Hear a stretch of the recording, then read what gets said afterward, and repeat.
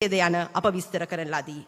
මෙම ආර්ථික සැලැස්ම ඉදිරි දැක්ව පසුකාලීන සිදුවීම් පිළිබිඹු කරමින් සඳහා යවත් කාලීන කර ඇති අතර ශ්‍රී ලංකාව ස්ථාවර සහ ස්ථිරසාර සංවර්ධනයක් කරා ගෙන යාමට අවශ්‍ය සවිස්තරාත්මක සැලසුම මෙහි ඇතුළත් වේ.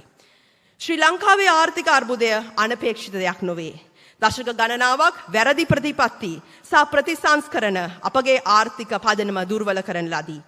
හදිසි ගෝලීය අර්බුදය අපව දුර්වල කරන ලද නමුත් ආර්ථිකයේ දුර්වල කළමනාකරණය කාලාන්තරයක් පුරා පැමිණි එකකි.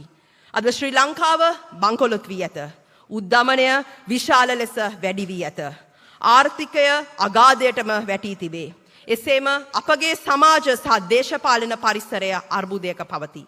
නමුත් අපි අපගේ බලාපොරොත්තු අත්හැරිය නොහැකිය.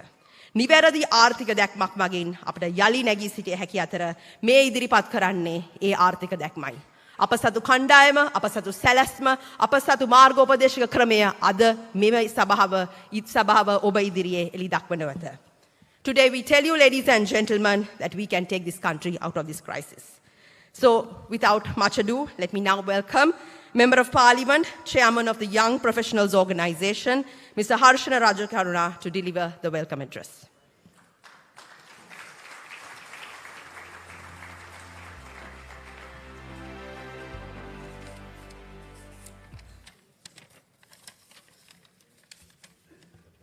Good evening, ladies and gentlemen. Leader of the Opposition, Sajith Premadasa, Members of Parliament, distinguished guests, on behalf of the National Council of Professionals, it's my pleasure to welcome you all to the SJB Economic Summit. To unveil the blueprint, our party's plan to make Sri Lanka out of the economic crisis and set the nation on path to sustainable and equitable economic development. The SJB is the main opposition party in Parliament, though there are many pretenders. The fact is that we are the largest opposition party and alliance in Parliament, and the SJB also has some of our country's most trusted politicians in our ranks.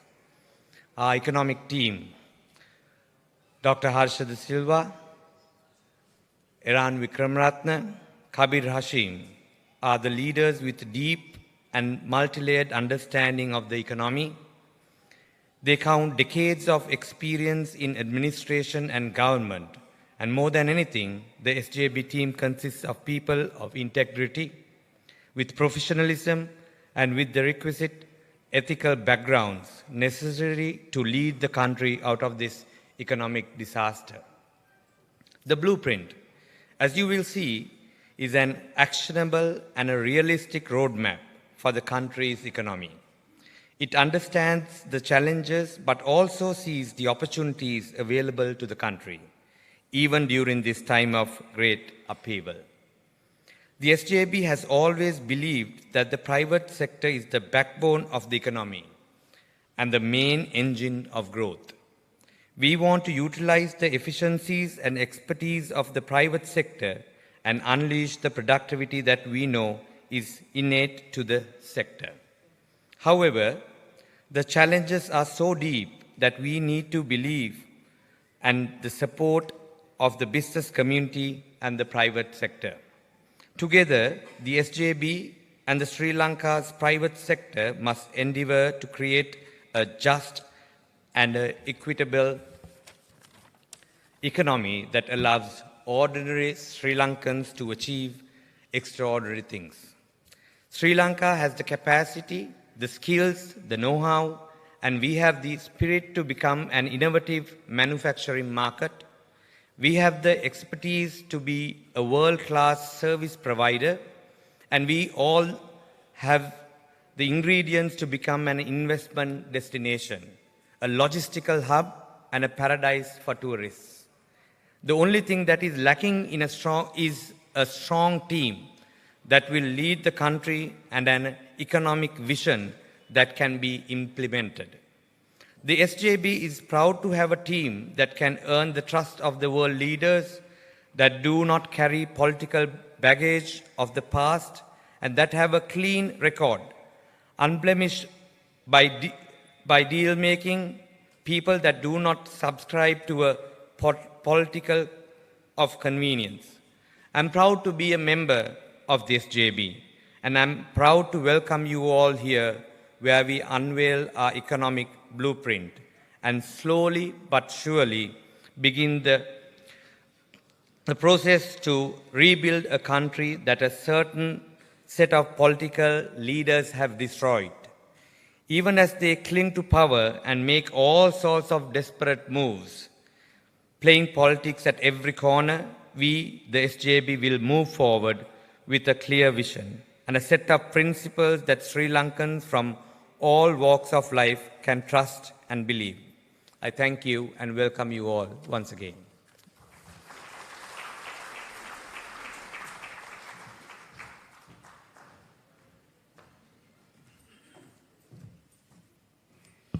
As I mentioned to you above, SJB is a team. We are not just one individual. We derive synergies from our team. We consult, we work together with professionals and academics from various disciplines. SJB has various national policy committees. Janata Buddhi Mandapaya of SJB consists of 1,200 academics and professionals. The National Council of Professionals comprises of 800 professionals, local and overseas.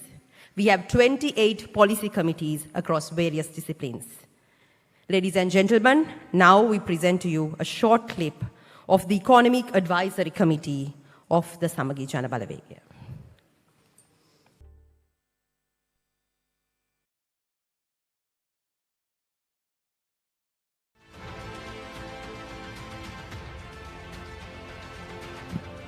Now we come to the most important part of the event, the presentation of the blueprint.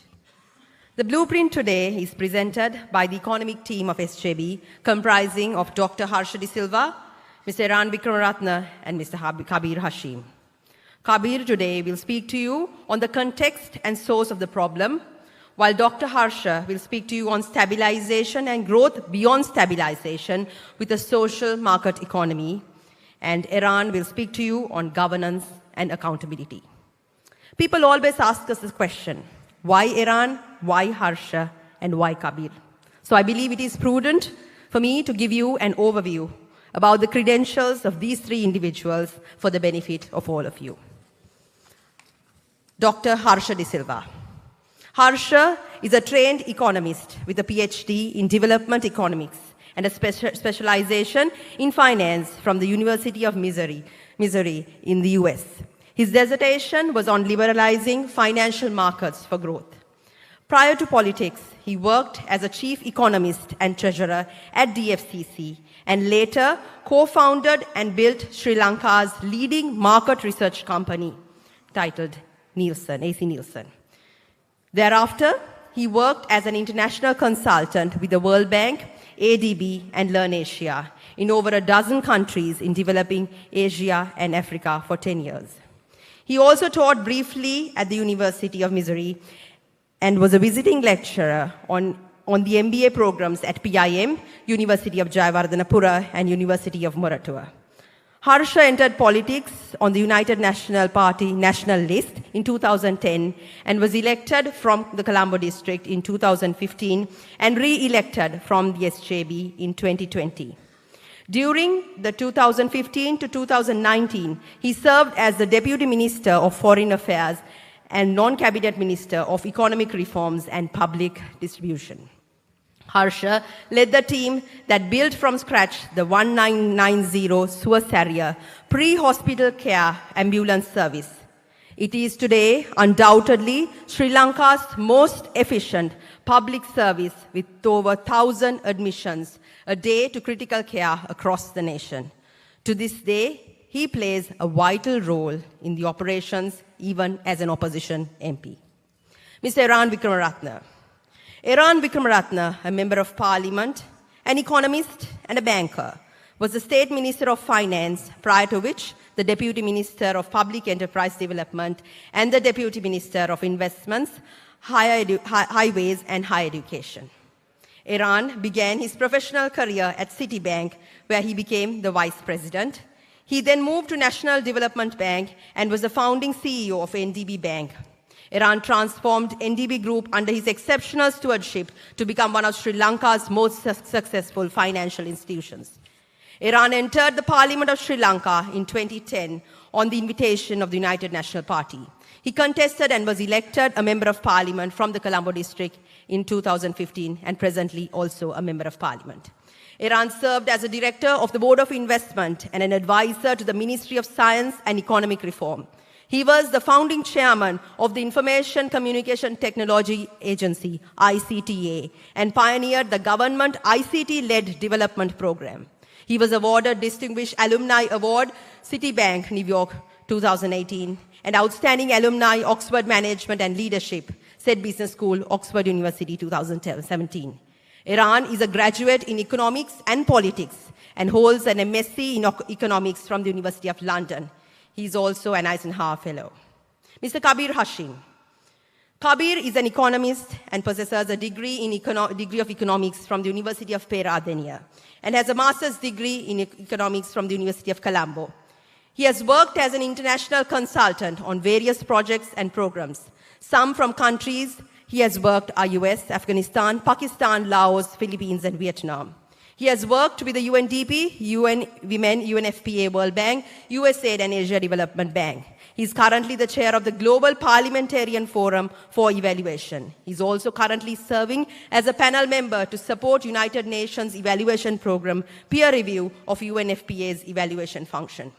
Kabir Hashim has been a parliamentarian since 1994, representing the K-Gold district, and has had a few portfolios of ministers such as Ministry of Tertiary Education and Training, Ministry of Highways and Petroleum Resources, Minister of Public Enterprise Development, Minister of Investment Promotion.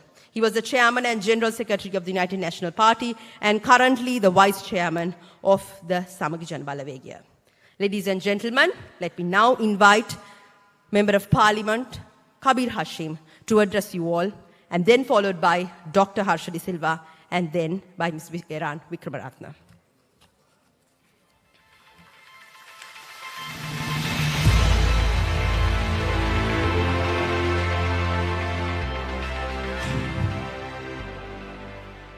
Honorable Sajid Premadasa, the leader of the opposition, my parliamentary colleagues, His Excellencies, the ambassadors, diplomats, the distinguished guests, entrepreneurs, professionals, invitees, and friends. When I was seated down there, I just looked at the stage and it looked overwhelming and I was nervous. But now that I'm up here and I'm on top and looking down on you all, I feel very much at ease and I feel much better. So I think I can get through this easily. I have been given very little time, and I think I'll cut to the chase without getting through all the niceties and the courtesies. So what I'm going to do is my presentation will come up on the screen. It's in English, but we decided to speak in Sinhala because we would reach a wider audience. You'll have to bear with me, and I'm sure you can follow the thing right through the slides. I will, what we call use, I think you all have also the translating mechanism, and also we'll use what we call Singlish, right? So you will have both languages coming together sometimes. So getting together, my job is to tell you the problem. Because if you don't understand the context of the problem, how can you come up with the right solution? You need to know where we went wrong. And lots of people forget about that fact. And, you know, we depend on a lot of things. So I would like to talk about the where we really got stuck, find the real situation, right? The bankruptcy, how and why. So, මම කැමති සිංහලෙන් දැන් කතා කරන්න. මං හිතනවා ඔබතුමන්ලාට slide show එකෙන් බලා ගන්න පුළුවන් ඉංග්‍රීසියෙන් පරිවර්තනය වෙයි. අපි දැන් බංකලොත් භාවයට පත්වෙච්ච රටක්. ඒක තමයි යථාර්ථය. එතකොට අපි ඒ බංකලොත් භාවයට පත් උනේ නැත්නම් බුන්වත් බව. ඊට පත් උනේ කොහොමද? සහ ඇයි එහෙම පත් උනේ කියන ප්‍රශ්නය නිතරම මතක් වෙනවා. දැන් මේ වෙනකොට ජනප්‍රිය මත දේශපාලන මිත්‍යාවන් මත මේ ගැන ගොඩක් අය කතා කරනවා.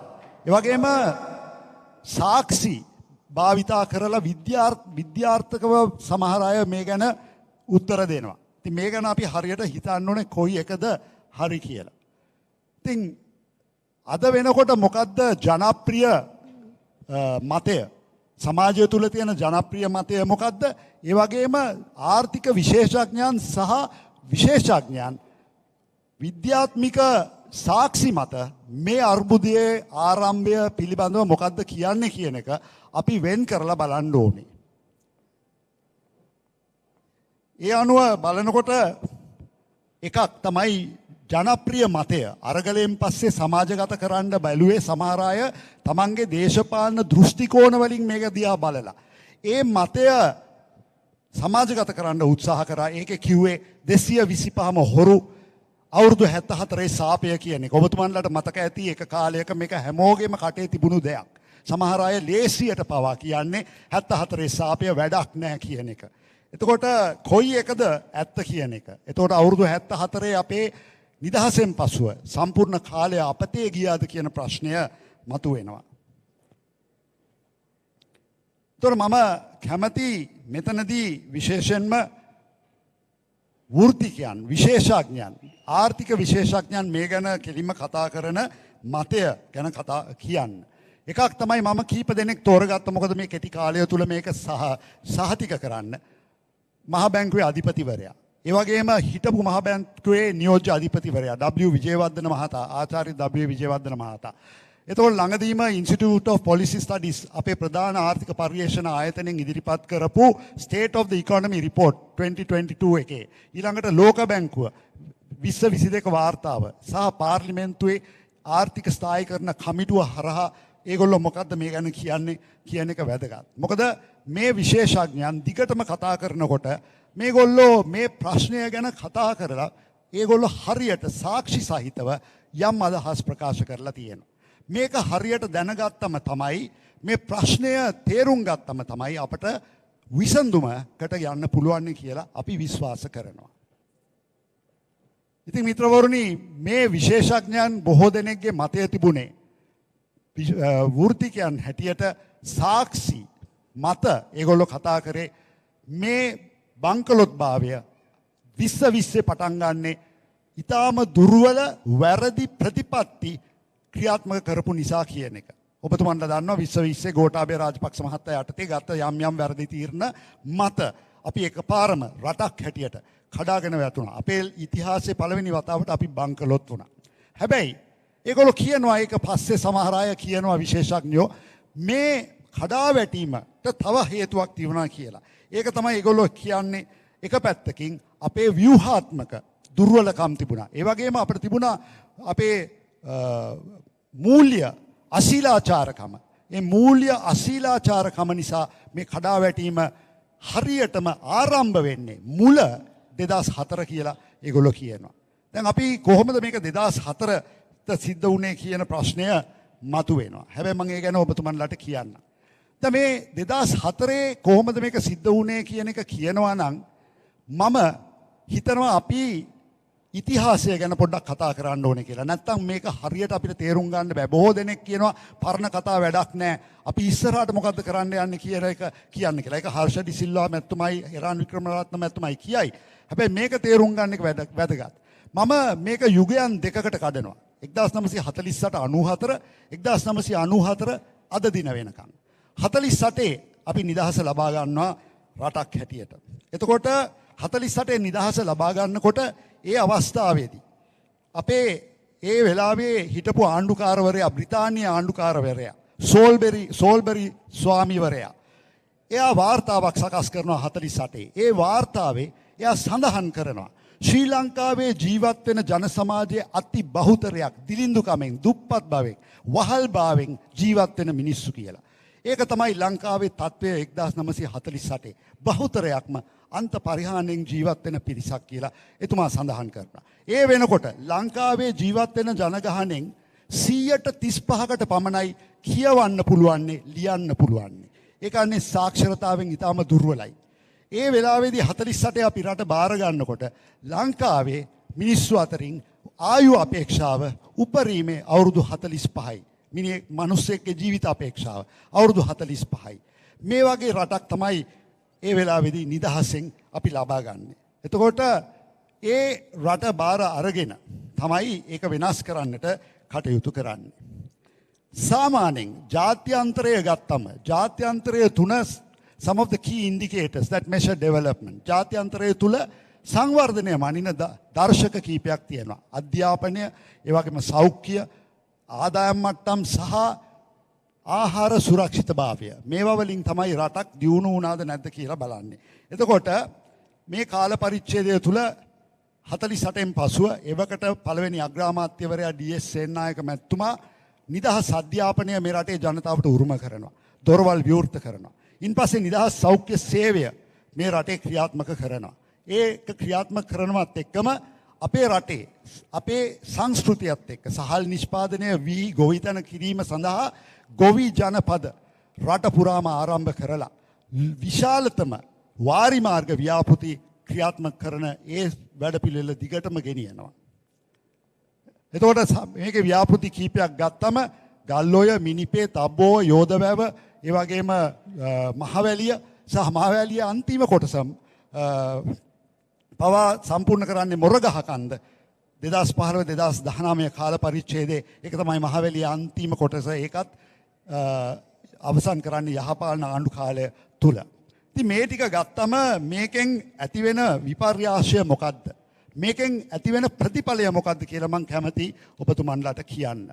අපි 1948 ගන්නකොට අපේ සාක්ෂරතාවය නැත්තම් ලියන්න පුළුවන් කියවන්න පුළුවන් ප්‍රතිශතය 35 94 වෙනකොට ඒක 94 දක්වා වර්ධනය වෙනවා. ඒ වගේම ආයු අපේක්ෂාව අවුරුදු 45න් අවුරුදු 75 දක්වා වැඩි වෙනවා. ඒ වගේම 48 නිදහස ලබා ගන්නකොට අපේ ජනගහනය ලක්ෂ 60යි, අපේ දේශීය සහල් නිෂ්පාදනය 36යි, අපේ සහල් ආනයනය ඒ වෙනකොට 64යි. ඒ කාල පරිච්ඡේදයේ. හැබැයි 48 එක හෙක්ටාරයකින් ලැබෙන අස්වැන්න කිලෝග්‍රෑම් 600 නම් 94 වෙනකොට කිලෝග්‍රෑම් 3600ක් එක හෙක්ටාරයකින් ලබා ගැනීමට ඒ යෝධ ව්‍යාපෘති වලින් අපට සාර්ථක කරගන්න පුළුවන් වුණා. ඒකේ ප්‍රතිඵලය මොකක්ද? 1980 දශකයේ අපේ ජීවිත කාලයේ අපි දකින්නවා ශ්‍රී ලංකාව පළවෙනි වතාවට සහල් වලින් ස්වයං පෝෂිත වෙනවා. රට ශක්තිමත් වෙනවා. අපේ ආහාර සුරක්ෂිතභාවය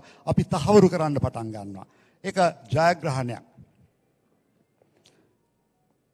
ඉතින් මිත්‍රවරුනි, මේක ඔබතුමන්ලාට මතකයට සිටින්න ඒ මහවැලිය ආරම්භ කරන අවස්ථාව මහවැලි ව්‍යාපෘති වලින් එකක්. මම ඔබතුමන්ලාට මේ දර්ශනය පෙන්වන්න කල්පනා කරා. ඉන්පසුව මේ කාල පරිච්ඡේදයෙන් පස්සේ තවත් මේ රටේ වෙනසක් ඇති කිරීම සඳහා 77 සුසමාදර්ශී වෙනසක් ඇති කරලා විවෘත ආර්ථික වැඩසටහන ආරම්භ කරලා අපනයනය මත පදනම් කරපු ආර්ථික වර්ධන වැඩසටහනක් ආරම්භ කරනවා ජේ.ආර්. ජයවර්ධන මැතිතුමාගේ කාලේ. ඒ අවස්ථාවේදී ඔබතුමන්ලාට මතක ඇති ඒක පළමුවෙන්ම මේ රටේ නිදහස් වෙළඳ කලාප සංකල්පය ආරම්භ කරමින් නිදහස් වෙළඳ සංකල්ප ඇති කිරීමෙන් ප්‍රතිඵලයක් වශයෙන් අපි ලබා ගන්නවා කෝටි ගානක ඩොලර් උපයීමේ අවස්ථාව. ඩොලර් ආදායම ලබා ගන්නවා වගේම අපට අපේ කාර්මික නිෂ්පාදනය වැඩි වෙනවා. ඒ වගේම ලක්ෂ ගානක් රස්සාවල් බිහි වෙනවා. ඒකෙන් අද වුණත් ඒ ආදායම් මාර්ගය තාම අපට විවෘත වෙලා තියෙනවා.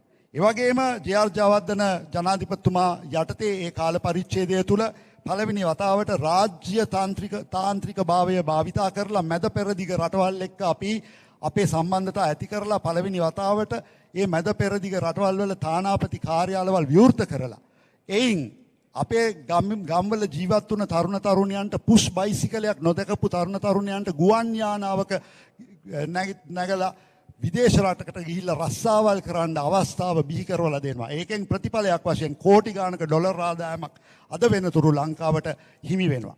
ඊළඟට අපේ හිටපු ජනාධිපති රණසිංහ ප්‍රේමදාස මැතිතුමන්ගේ කාලේ එතුමා මේක තව දුරටත් ඉස්සරහට ගෙනියමින් ඇඟලුම් කර්මාන්ත සංකල්පය ආරම්භ කරලා දිස්ත්‍රික්කයක් ගානේ ගමක් ගානේ මේ කර්මාන්ත ශාලා ටික ගෙනියලා එහි ලක්ෂ ගානක තරුණ තරුණියන්ට රස්සාවල් බිහි කරන අවස්ථාව දෙනවා විතරක් නෙවෙයි ඩොලර් මිලියන ගාණක් මේ රටට ලබා ගන්න දොරටුවක් විවෘත කරලා අද වෙනතුරු අපි එයි වාසිදායක තත්වයක් ඇති කරලා තියෙනවා. ඒ වගේම විදේශ ආයෝජන පිළිබඳව විශේෂ වැඩ පිළිවෙලක් සකස් කරනවා ඒ කාල පරිච්ඡේදය තුල. එතකොට ඒකේ පරිවර්තනය කුඩුම්බවල ජීවත් වෙච්ච පැල්පත්වල ජීවත් වෙච්ච ජනතාව හොඳ නිවෙස්වල ජීවත් වෙන්නත් දුප්පත් ළමයින්ට අභිවෘද්ධිමත් අනාගතයක් සකස් කිරීමේ පසුබිම අපිට සකස් වෙනවා. එහි ප්‍රතිඵලයක් හැටියට මේ ඔබතුමන්ලා දකිනවා ඇඟලුම් කර්මාන්තයක් එකක්. මෙන්න මේ වෙනස තමයි අපි ඇති කරන්නේ.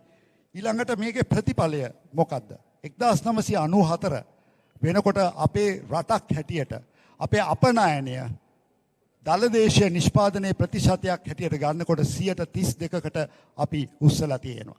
අපේ රාජ්‍ය ආදායම දලදේශීය නිෂ්පාදනයේ ප්‍රතිශතයක් හැටියට 22% දක්වා වර්ධනය කරනවා. ශ්‍රී ලංකාව ඒ වෙනකොට කොරියාව, තායිලන්තය, මැලේසියාව, ඉන්දුනීසියාව අර ඉමර්ජිං ටයිගර්ස් කියන රටත් එක්ක සමාන මට්ටමක ශ්‍රී ලංකාවත් තිබුණු රටක් ඒ කාලේ 1994 වෙනකොට. ඒ වගේම තමයි 1980 දශකයේ ඩෙන් සියාපින් චීනයේ එවකට හිටපු අගමැතිවරයා එයාගේ කණ්ඩායමක් යවනවා ලංකාවට. ඇවිල්ලා ජේ.ආර්. ජයවර්ධන මහතාගේ ඒ නිදහස් වෙළඳ කලාප සංකල්පය දිහා බලලා ඒක අධ්‍යයනය කරලා එයාට වාර්තා කරන්න කියලා. ඔය මොඩලේම තමයි චීනයට අරන් ගිහිල්ලා චීනයේ ක්‍රියාත්මක කරන්නේ. අද චීනය කොහෙද ඉන්නේ? අපි කොහෙද ඉන්නේ? එතකොට මානව සංවර්ධන දර්ශකයේ ගත්තම මුළු දකුණු ආසියාවේ පළවෙනි තැන ශ්‍රී ලංකාව. එතකොට මේකද 74 සාපය කියලා මම ඔබතුමන්ලගෙන් අහන්න කැමතියි. මේක තමයි ඒ කරපු පරිවර්තනය. එතකොට මිත්‍රවරුනි මේ ඔක්කොම තියෙද්දී ඇයි ආර්ථික විශේෂඥයන් කියන්නේ the trigger of the crash was 2004? ඇයි මේ 2004 කතාව කියන්නේ? ඔබතුමන්ලට මතක ඇති 2001-2004 ආණ්ඩු කාලයේදී අපට ඒ වෙලාවේදී එක්සත් ජාතික පෙරමුණ ආණ්ඩුවක් තිබුණා. ඒ වෙලාවේදී ඒ ආණ්ඩුවට තේරුණා රටේ ආර්ථික ව්‍යුහය තුල දුර්වලකම් බොහෝ දේවල් තියෙනවා. මේවා වෙනස් කරුවේ නැත්නම් රට යන දිශාව බොහොම භයානක තැනකට යන්න පුළුවන්. ඒ නිසා මේක වෙනස් කර යුතුයි කියලා අමාරු තීන්දුව කීපයක් ගන්නවා. නිවැරදි තීරණ. හැබැයි ජනප්‍රිය නොවන තීරණ. ඒවා තමයි ප්‍රතිව්‍යුහගත කිරීම. පළමුවෙන්ම රාජ්‍ය සේවය ප්‍රතිව්‍යුහගත කිරීමට අදහස් කරනවා. ඒ වගේම විදුලි බල මණ්ඩලය රීස්ට්‍රක්චර් කරන්න තීරණය කරනවා. අන්බන්ඩලින් ප්‍රොසෙස් එක. එතකොට CPC එක khනිජ තෙල් සංස්ථාව ප්‍රතිව්‍යුහගත කරන්නට තීරණය කරනවා. ඒ වගේම රාජ්‍ය ආදායම් දෙපාර්තමේන්තුව, රේගු දෙපාර්තමේන්තුව, රාජ්‍ය ව්‍යාපාර ඒ ඔක්කොම ප්‍රතිව්‍යුහගත කරන්නට ලක් කරනවා ඒ මොහොතේ. හැබැයි ඒවා අමාරු තීරණ. ඒ වෙනකොට මොකද්ද වෙන්නේ? 2004 ඒ තීරණ ගන්න හරි දේ කරන්නට සූදානම් වෙනකොට වමේ මේ රටේ සෑමදාම හිටපු වමේ කඳවුරු ඒ වෙලාවේදී මේවා අරගෙන ඒ දවස්වල රාජපක්ෂ රෙජීමත් එක්ක සම්බන්ධ වෙලා මහපාරට බැරහැලා සාමාන්‍ය විදියට වෛරය ක්‍රෝධය ඇති කරලා දේශප්‍රේමී කතාවල් කියලා විදේශ ආක්‍රමණය කියලා බිල්ලෝ මවලා මිනිස්සුන්ට රාජ්‍ය සම්පත් විකුණනවා. මේවා රට ඉවරයි ආදි වශයෙන් කියන හැමදාම කරන වෛරය ක්‍රෝධය සමාජය තුල බෙදා හැරීමෙන් මේ වැඩේ නවත්තන්නට කටයුතු කරනවා. ප්‍රතිඵලයක් වශයෙන් 2001 පත්වෙච්ච ඒ ආණ්ඩුව 2004 වෙනකොට ඒ ආණ්ඩුව වටලා අලුත් ආණ්ඩුවක් එනවා. ඒ අලුත් ආණ්ඩුව පත් වෙන්නේ ඒ කාල පරිච්ඡේදය තුල. එතකොට වාමාංශික බලවේගත් එක්ක රාජපක්ෂ සන්දානයක් ඇති වෙලා ඩීල් එකක් හදාගෙන 2004 එම ආණ්ඩුව තමයි රට බාරගන්නේ. ඒ ආණ්ඩුවේ සටන් පාට තිබුණේ ඇන්ටි රිෆෝම් කැම්පේන් එකක්. ප්‍රතිව්‍යුහගත කිරීම වලට විරුද්ධ ව්‍යාපාරයක්. ඒ වගේම වෛරය, ක්‍රෝධය සමාජය තුල පැතිරෙන වැඩපිළිවෙලක්. ඒ වගේම ජාතිය, ආගම සියලු දෙයක් භාවිතා කරලා ජනතාව හප්පවන වෛරය ඇති කරන වැඩසටහනක් ක්‍රියාත්මක කරලා තමයි ඒ බලය ගන්නෙ. ඒ වෙනකොට මොකද්ද වෙන්නේ? ඒ අවස්ථාවේදී ඒ වමේ ආණ්ඩුව පත් වෙනකොට ඒකේ ප්‍රධාන කොටස්කරුවා හැටියට ප්‍රධාන වමේ කණ්ඩායම හැටියට පත් වෙන්නේ ආණ්ඩුවේ ජනතා විමුක්ති පෙරමුණ. ජනතා විමුක්ති පෙරමුණට മന്ത്രിවරු 39 දෙනෙක් පත් වෙනවා. ඒ කියන්නේ ආණ්ඩුවකින් අඩක්. කැබිනට් ඇමතිකම් දෙකක් ලැබෙනවා. රාජ්‍ය ඇමතිකම් දෙකක් ලැබෙනවා. එතකොට ඒ වෙනකොට ඒ බලය ලැබුණු අයට ඒ ආණ්ඩුව තුල ලොකු වෙනසක් ඇති කරන්නට බලය තියෙනවා. මොකද මන්ත්‍රීවරු 39ක් කියන්නේ තුනෙන් එකක්. ඒගොල්ලන්ට ඕනේ දෙකක් කරන්න තිබුණා. මේ වෙනකොට දිගට මේ වමේ කඳවුරු ජේ.ආර්. ජයවර්ධන මහත්තයාගේ ව්‍යවස්ථාව විවේචනය කරන ජේ.ආර්. ජයවර්ධන මහත්තයාගේ ආර්ථික මොඩලය වැරදි කියලා නිතරම කියපු අය, ඒ වගේම දූෂණය වංචාව ගැන නිතරම කතා කරපු අයට අවස්ථාව ලැබෙනවා මේ ඔක්කොම වෙනස් කරන්න. හැබැයි ජේ.ආර්. ජයවර්ධන මැතිතුමාගේ ව්‍යවස්ථාවේ පාපිල්ලක් වත් මාරු කරන්නේ නැහැ. ජේ.ආර්. ජයවර්ධන මහත්තයාගේ ආර්ථික මොඩලේ පුංචි වෙනසක්වත් අද වෙනතුරු හරියට වෙනස් කරලා නැහැ. ඒ වගේම ඒ අවස්ථාව තිබුණා දූෂණයට එරෙහිව අලුත් ස්වාධීන දූෂණ වැළැක්වීමේ පනතක් කෙටුම්පතක් පාර්ලිමේන්තුවට ගේන්න. ඒකත් කරන්නේ නැහැ. එම නිසා මේ වමේ කඳවුරු ඒ හැසිරෙන ආකාරයෙන් ඒ වෙනස් කිරීම කෙරුවට පස්සේ ප්‍රතිඵලය මොකක්ද? මෙන්න ප්‍රතිඵල ටික. 2006යි 2020යි අතර රාජ්‍ය ව්‍යාපාර 104 ඉඳලා 245 වෙනකන් වර්ධනය වෙනවා. තමන්ගේ ගෝල බාලයන්ට සභාපතිකම් දෙන්න, අධ්‍යක්ෂකකම් දෙන්න, රස්සාවල් දීලා පුරවන්න, දේශපාලන පත්වීම් දෙන්න ඕවා හදනවා. ඒකෙන් අන්තිමට මොකද්ද වෙන්නේ? 2006 සිට 2020 වෙනකොට අද there is over rupees 1 trillion in losses of the SOEs as a result of mismanagement and politicization. මේක තමයි අපිට තියෙන දැන් මේ ප්‍රශ්න ටික. එතකොට රාජ්‍ය සේවය ගත්තම 2003 රාජ්‍ය සේවයේ හිටියේ ලක්ෂ 10යි. හැබැයි 2014 වෙනකොට රාජ්‍ය සේවය ලක්ෂ 13කට වැඩි කරනවා. තව තවත් ඒක වර්ධනය කරනවා. ඒ බරත් ආපහු එන්නේ භාණ්ඩාගාරයට. මේවත් දේශපාලන පත්වීම් වලින් පිරවීම කරන එක. මිත්‍රවරුනි, ඒ නිසා ඊළඟට ඒකේ ප්‍රතිඵලයක් හැටියට අපේ මෙන්න මේ කරපු දේවල්. අපි ගත්තම රාජ්‍ය ණය 1948 94 දක්වා රුපියල් බිලියන 1860යි. හැබැයි 2005 2014 ඒ ණය ප්‍රමාණය රුපියල් බිලියන 9953කට වර්ධනය වෙනවා. 500ක වැඩිවීමක්. හැබැයි ඒ ණය වැඩි වුණාට අපේ අපනයන 32 සිට 12 දක්වා අඩු වෙනවා. ඒ වගේම රාජ්‍ය ආදායම 22 සිට 10 දක්වා අඩු වෙනවා. මිත්‍රවරුනි, එම නිසා ලංකාවේ පළවෙනි වතාවට ඒ කාල පරිච්ඡේදය තුල 2006 අපට මහ බැංකුවේ දේශපාලන පත්වීමක් ආණ්ඩුකාරතුමා හැටියට පත් වෙන්නේ පළවෙනි වතාවට අපේ ඉතිහාසයේ 2006. ඒ වගේම ප්‍රධාන අමාත්‍යාංශයක් තිබුණා සැලසුම් සහ සැලසුම් ක්‍රියාත්මක කිරීමේ අමාත්‍යාංශය. ඒක නැති කරලා අයින් කරනවා රාජපක්ෂ ආණ්ඩුව සහ මේ වමේ ආණ්ඩුව යටතේ. ඒකෙන් එන අතුරු ප්‍රතිඵලය මොකද්ද? මහා බැංකුව අන්තිමට මේ ජනවාරි 20 සහ දෙසැම්බර් 2022 අතර රුපියල් ට්‍රිලියන 2.3ක් අච්චු ගහලා අපට බරපතල ප්‍රතිවිපාක ඇති කරලා දුන්නා. එදා මේක දේශපාලනීකරණය කරපු නිසා අද තියෙන ප්‍රශ්න පොලි අනුපාතය, උද්දමනය මේ ඔක්කොම මේකේ ප්‍රතිඵලයක්. ඒ වගේම එදා අර සැලසුම් අමාත්‍යාංශය අයින් කරපු නිසා කිසිම ව්‍යාපෘතියක් අධීක්ෂණය කරේ නැහැ. ඒකෙන් මොකද්ද වුනේ? ජනාධිපතිතුමා වත්මන් ජනාධිපතිතුමාම මුදල් අමාත්‍යවරයා හැටියට කැබිනට් පත්‍රිකාවක් දානවා නොවැම්බර් 2022 මෙගා ව්‍යාපෘතිවල ප්‍රගතිය පිළිබඳව. එතුමාම පෙන්වනවා ව්‍යාපෘති 260ක් තිබුණා 2011 සිට ඒකෙන් 112ක් පමණයි සාර්ථක වෙලා තියෙන්නේ. රුපියල් 188ක්ම සාර්ථකයි. ඒ කියන්නේ රුපියල් මිලියන ට්‍රිලියන 5.8ක් වියදම් කරලා තියෙනවා. ඒකෙන් 145ක් ණයගත්ත සල්ලි. ඒ ව්‍යාපෘති වලින් 188ක්ම අසාර්ථකයි. ඒතොර අපි බංකොලොත් වෙන එක පුදුමයක් නෙවෙයිද? මේවා අධීක්ෂණය කරේ නැහැ, ක්‍රමවේදයක් තිබුණේ නැහැ මේ ගැන බලන්න. ඒ නිසා මම හිතන්නේ මගේ කාලේ පැන්න මම මේක අවසන් කරනවා. ඒ නිසා මම කියන්නේ මේ ජනප්‍රිය සටන් පාඨ වලින් ගියා මේවා වෙනස් කරන්න. හැබැයි කිසිම වෙනසක් ඇති කරේ නැහැ. 2004 සිට අද වෙනතුරු විකල්ප ප්‍රතිපත්තියක්, විකල්ප දර්ශනයක් ඉදිරිපත් කරේ නැහැ. තිබුණු දර්ශනයට චෝදනා කරා. හැබැයි අලුත් දර්ශනයක් මොකක්ද කියලා තාම පෙන්වලා නැහැ. ඒක තමයි අපි අභියෝග කරන්නේ. වෙන කවුරුත් ඉන්නවා නම් මේක අපිට වඩා හොඳට කරන්න පුළුවන්. විකල්පය මොකද්ද? ඒ නිසා මම හිතනවා ඒ විකල්පය ගැන කියන්න. සමගි ජන බලවේගය එක්සත් ජාතික පක්ෂය තුල හිටියා. අපි එක්සත් ජාතික පක්ෂය තුල සටන් කරා වෙනසක් ඇති කරන්න කියලා. රට වෙනස් වෙනකොට අලුත් අභියෝග එනකොට අපේ බලාපොරොත්තුව තිබුණා අපේ දර්ශනය වෙනස් කරන්න ඕනේ. අපේ ප්‍රතිපත්ති වෙනස් කරන්න ඕනේ කියලා. අභ්‍යන්තරය තුල එතන අපිට ඉඩ ලැබුණ නැති නිසා අපි තීරණය කරා අපි එළියට ඇවිල්ලා අලුතෙන් හිතන අලුත් අභියෝග වලට අලුත් විසඳුම් දෙන පක්ෂයක් හදන්න ඕනේ කියලා. එහෙමයි සජබය ඉපදුනේ. ඒකට සජිත් ප්‍රේමදාස මහත්මයා නායකත්වය දුන්නා.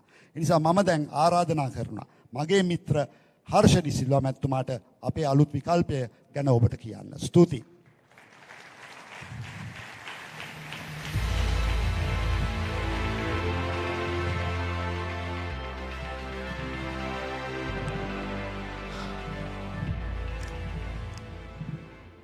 Good evening.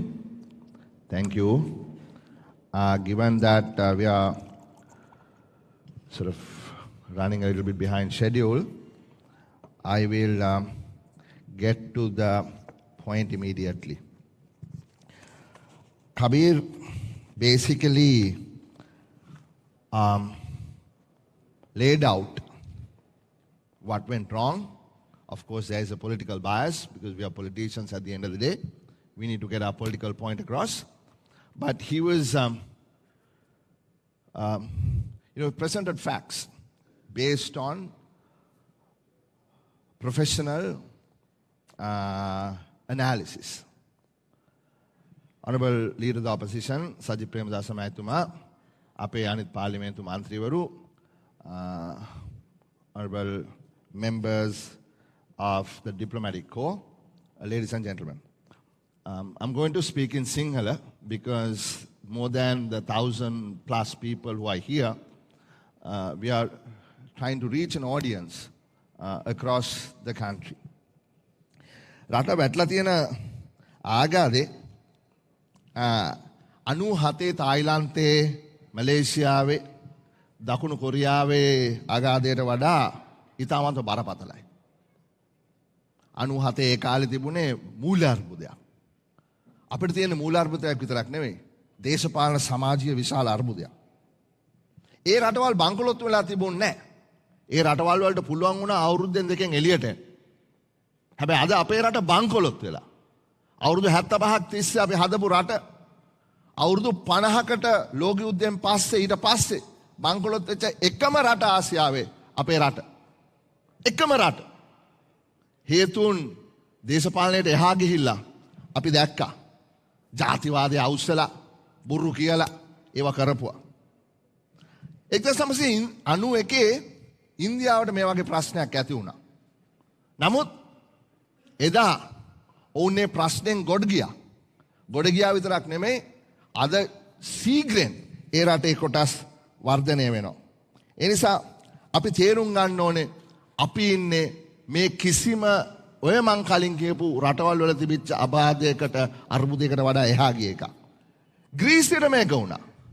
හැබැයි ප්‍රශ්නයක් වුණේ නැහැ. ඔවුන්ට හිටියා යුරෝපියන් කමිෂන් එක, යුරෝපියන් සෙන්ට්‍රල් බැංක් එක, IMF එක, යුරෝප ඔවුන්ට උදව් කරා. අද සැම්බියාව, ගානාව අපි වාගේ බංකොලොත් බවට පත්වගෙන එනවා.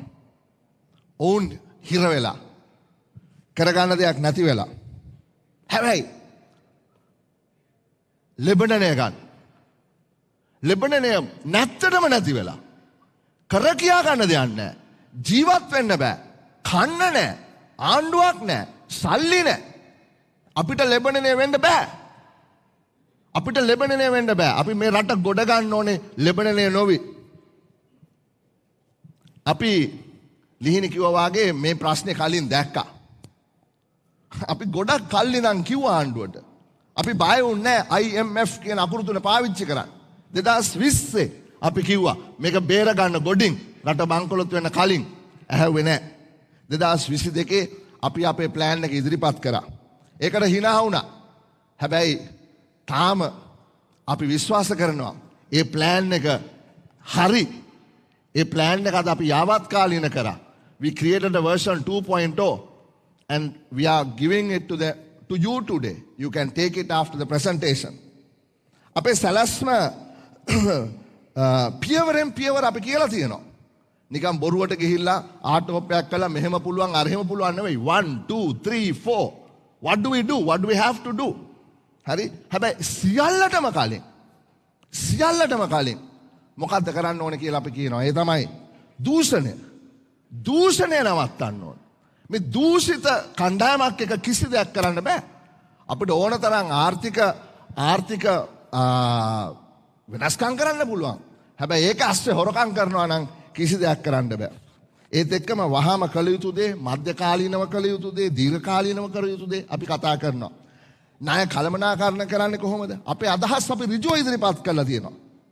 IMF එක සමග ගනුදෙනු කරන විදිය අපි සවිස්තරාත්මකව පැහැදිලි කරලා තියෙනවා. හරි? අපි බොරු කියන්න සූදානම් නැහැ. අපි කියන්නේ නැහැ IMF එකත් එක්ක වැඩ කරන්න එපා. අපිට IMF එක නැතුව වෙන ක්‍රමයක් තියෙනවා කියලා. එහෙම කියන්නේ නැහැ. නමුත් කළ යුතු ක්‍රමය ගැන අපි පැහැදිලි කරලා තියෙනවා. හරි?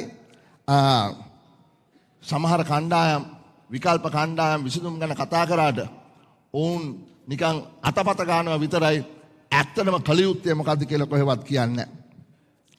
මේ ළඟදී අපේ විපක්ෂ නායකවරයා කියපු කතාවක් සම්බන්ධයෙන් බොහෝ දෙනා ප්‍රශ්න කරා. ඇයි IMF එකත් එක්ක කොහොමද සම්බන්ධ වෙන්නේ? ඔව් අපි IMF එකත් එක්ක සම්බන්ධ වෙනවා. හැබැයි අපි IMF එකත් එක්ක සම්බන්ධ වෙන වැඩපිළිවෙල අපි IMF එකට දීලා තියෙනවා. ඒක තියෙනවා. අපි ඔවුන් කියන හැමදේම පිළිගන්න සූදානම් නැහැ. අපිට ජාත්‍යන්තර සම්බන්ධතා තියෙන තවත් රටවල් සමග අපි එකතු වෙන්න ඕනේ. එකට වැඩ කරන්න ඕනේ. අපේ මිනිස්සු බේර ගන්න ඕනේ. ඉතින් ඒ නිසා අපි තේරුම් ගන්න ඕනේ ඔක්කොටම වඩා IMF එකට තේරුම් ගන්නවට වඩා අපි තේරුම් ගන්න ඕනේ අපේ මිනිස්සුන්ගේ අමාරුකම්. ඒ අමාරුකම මිනිස්සු ගොඩ ගන්න තමයි අපි මෙතනට අවිල්ලා තියෙන්නේ. ඒකටයි මේ කරන්න හදන්නේ. ඒකයි අපේ උත්සාහය. මිනිස්සු ගොඩ ගන්න එක. මනුස්සකමක් තියෙන ආර්ථිකයක් හදන එක. මිනිස්සුන්ට සතුටෙන් ජීවත් වෙන්න පුළුවන් කියන එක. හරි? එතකොට අපි මේ කියන සියලුම දේ everything that we say, why we want to do this is because we want to take the people out of misery. That is what we are trying to do. හරි? එතකොට උදාහරණයක් හැටියට මම මේ වෙලාවේ කියන්න යන්නේ නෑ බදු ගැන. කොහොමද බදු ගහන්නේ? අපි විශ්ලේෂණය කරා. අපි ඩේටා සෙට් එක ගත්තා. අපි alternatives 10ක් විතර දීලා තියෙනවා. 136ක් බදු ගහන්න ඕනේ කාටද? 139ක් බදු ගහන්න ඕනේ කාටද කියලාත් අපි කියනවා. හැබැයි අපි කියනවා සාමාන්‍ය වැඩ කරන දොස්තර කෙනෙක් වෙන්න පුළුවන්, ඉංජිනේරුවරයෙක් වෙන්න පුළුවන්, විශ්වවිද්‍යාලයේ ආචාර්ය කෙනෙක් වෙන්න පුළුවන්. 136ක් බදු ගෙවන්න පුළුවන්ද? ඔවුන් කොහොමද අපි බේරගන්නේ? මම මේ ළඟදී මගේ යාළුවෙක්ට කතා කරා දවස් දෙකකට කලින්. I asked him what is the starting salary for software engineers at your company. He said Harsha between $800 to $1,200. Right? Immediately they are caught at the 36% bracket. They want to go to America because you get to the 36% bracket when you start making $570,000 a year. Right? So the world is out there, an open place for people to go. ඉතින් අපි කොහොමද මේ බදු සම්බන්ධයෙන් දිකට කතා කරන්නේ ණය ප්‍රතිව්‍යුහගත කිරීම ගැන. හරි අපි අනුගමනය කළ යුත්තේ කෙසේ මොන වගේ ප්‍රතිපත්තියක්ද? හරි අපේ චීනේ නියෝජ්‍ය මේ තානාපතිතුමාක් තියෙනවා. අපි කොහොමද චීනෙත් එක්ක මේ ප්‍රශ්නේ විසඳගන්නේ? මොනවද ඔවුන් අපෙන් බලාපොරොත්තු? අපි කොහොමද ඔවුන් සමග සාකච්ඡා කරන්නේ? මේවා ගැන කතා නොකර බෑ. අපේ විකල්ප කණ්ඩායම් කිසි කෙනෙක් වචනවත් කියන්නේ නැහැ. කාට හරි මෙතන ඉන්නවා නම් පුළුවන් නම් කියන්න කොහොමද ණය ප්‍රතිසංස්කරණය කරගන්නේ නැතුව අපි මේ රට ගොඩ ගන්නේ දියුණු වෙන්නේ. ඒ නිසා අපිට මේ ප්‍රශ්නේ බැරෑරුම්කම තේරෙනවා. We understand the gravity of this problem. It is not a simple one, it is a complex one. තේරුම් ගන්න ඕනේ අපි නැතුව මේ ප්‍රශ්න විසඳන්න බෑ. පොලි අනුපාත වැඩි වෙලා 105 තිබිච්ච පොලිය 135ට ගිහිල්ලා. හරි කුඩා ව්‍යාපාරිකයෙක් කොහොමද බිස්නස් එකක් කරන්නේ? ලීස් එකක් කීයද? කොහොමද පොලි අනුපාතය පල්ලෙහාට ගේන්නේ? ඇයි ට්‍රෙෂරි බිල් එකක් 130 වෙන පොලිසි රේට් එක 115 වෙනකොට? මොකක්ද ඒකට හේතුව? අපි ඒක හේතුව හොයන්න ඕනේ. ඇයි මේ අවදානම කොහොමද අපනාන අඩු කරන්නේ? ඊට පස්සේ ව්‍යාපාරය වැටෙනවා, රැකියාව නැති වෙනවා, කර්මාන්ත ශාලා වැහෙනවා, රට තව තවත් අර්බුදයට ගමන් කරනවා, රට ඍණාත්මකව තමයි වර්ධනය වෙන්නේ. එහෙනම් කොහොමද ආර්ථිකය පණ ගන්නන්නේ? හරි? පණ ගන්නන්න හැමෝම කියනවා පොලි අනුපාතය පල්ලෙහාට ගේන්න ඕනේ. පොලි අනුපාතය පල්ලෙහාට ගේන්න නැතුව කොහොමද අපි ආර්ථිකය වර්ධනය කරන්නේ? පොලි අනුපාතය පල්ලෙහාට ගෙනාවොත් එකපාරට මොකද වෙන්නේ?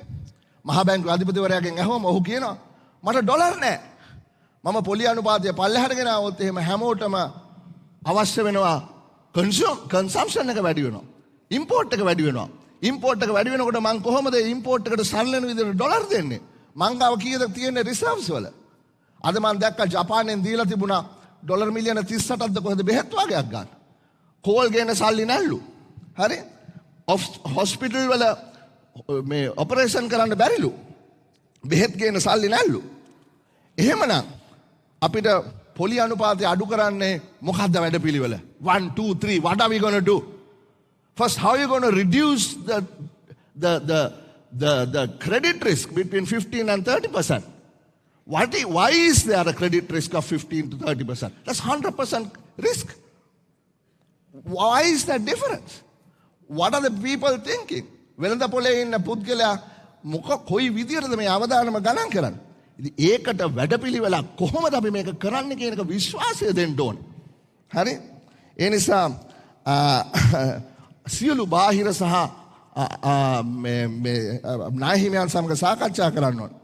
අපි විෂම චක්‍රයක හිර වෙලා. සමහරු කියනවා කමන්නේ නැහැ. පොලි අනුපාතය පල්ලෙහාට ගෙන්න. සල්ලි අච්චු ගහන්න. වෙන කරන්න දෙයක් නැහැ. මොකද වෙන්නේ? උද්දමනයයි රොකට් එක වාගේ උඩට. හැමදේම ගණන් ගිහිල්ලා. එහෙමනම් සමහරු කියනවා හරි ආනයනය නවත්තන්න. නවත්තන්න ආනයනය. අපි අතුලේ කරගමු. ආනයනයෙන් 120යි කන්සම්ප්ෂන් ගුඩ්ස් තියෙන්නේ. අපිට 120යි අපි පරිභෝජනය කරන්න ගේන්නේ. 160ක් මේ අමුද්‍රව්‍ය අපේ අනිත් කර්මාන්ත වලට. 120ක් මෙෂිනරි කර්මාන්ත කැපිටල්. මේ සමහරු කියන ඔය වගේ විසඳුම් ක්‍රියාත්මක කරොත් මේ තියෙන තැනොත් පල්ලෙහාට යනවා. ඉන්දියාව 1991 මොකද කරේ? වියට්නාම 1991මයි. සෝවියට් රුසියාවේ ප්‍රශ්නයෙන් පස්සේ මොකද කරේ? තේරුම් ගන්න. එකම මාර්ගයේ තියෙන මිත්‍රවරුනි අපිට නොබියව ලෝකෙට මුහුණ දෙන්න වෙනවා. නොබියව ලෝකෙට මුහුණ දෙන්න වෙනවා.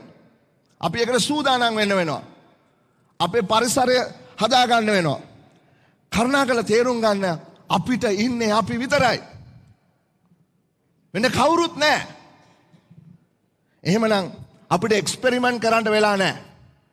There's no time for any more experiments.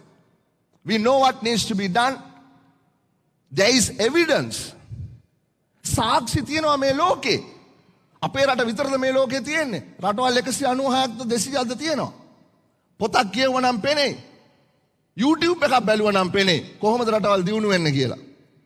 ඒ නිසා ජාත්‍යන්තරයට විශ්වාසය ගොඩනැගෙන විදියට සියලු රාජ්‍යතාන්ත්‍රික සම්බන්ධතා භාවිතා කරලා නායහිමියන් සමග සාකච්ඡා කරලා ජනතාවගේ ජනවරමකින් හරි මේ රට යන අත වෙනස් කරන්න ඕන.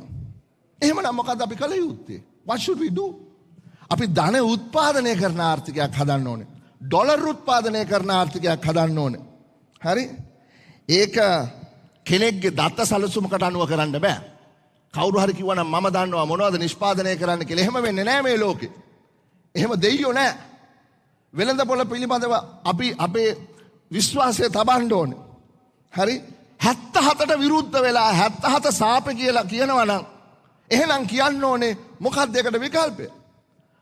90 ගණන් වල ප්‍රේමදාස ජනාධිපතිතුමා පටන් ගත්ත අපනයන වැඩපිළිවෙල වැරදි කියලා කියනවා නම් ඒක සාපේ කියලා කියනවා නම් ලෝකයට එකතු කරපු එක වැරදි කියලා කියනවා නම් මොකක්ද ඒකට තියෙන විකල්පය? කියන්න.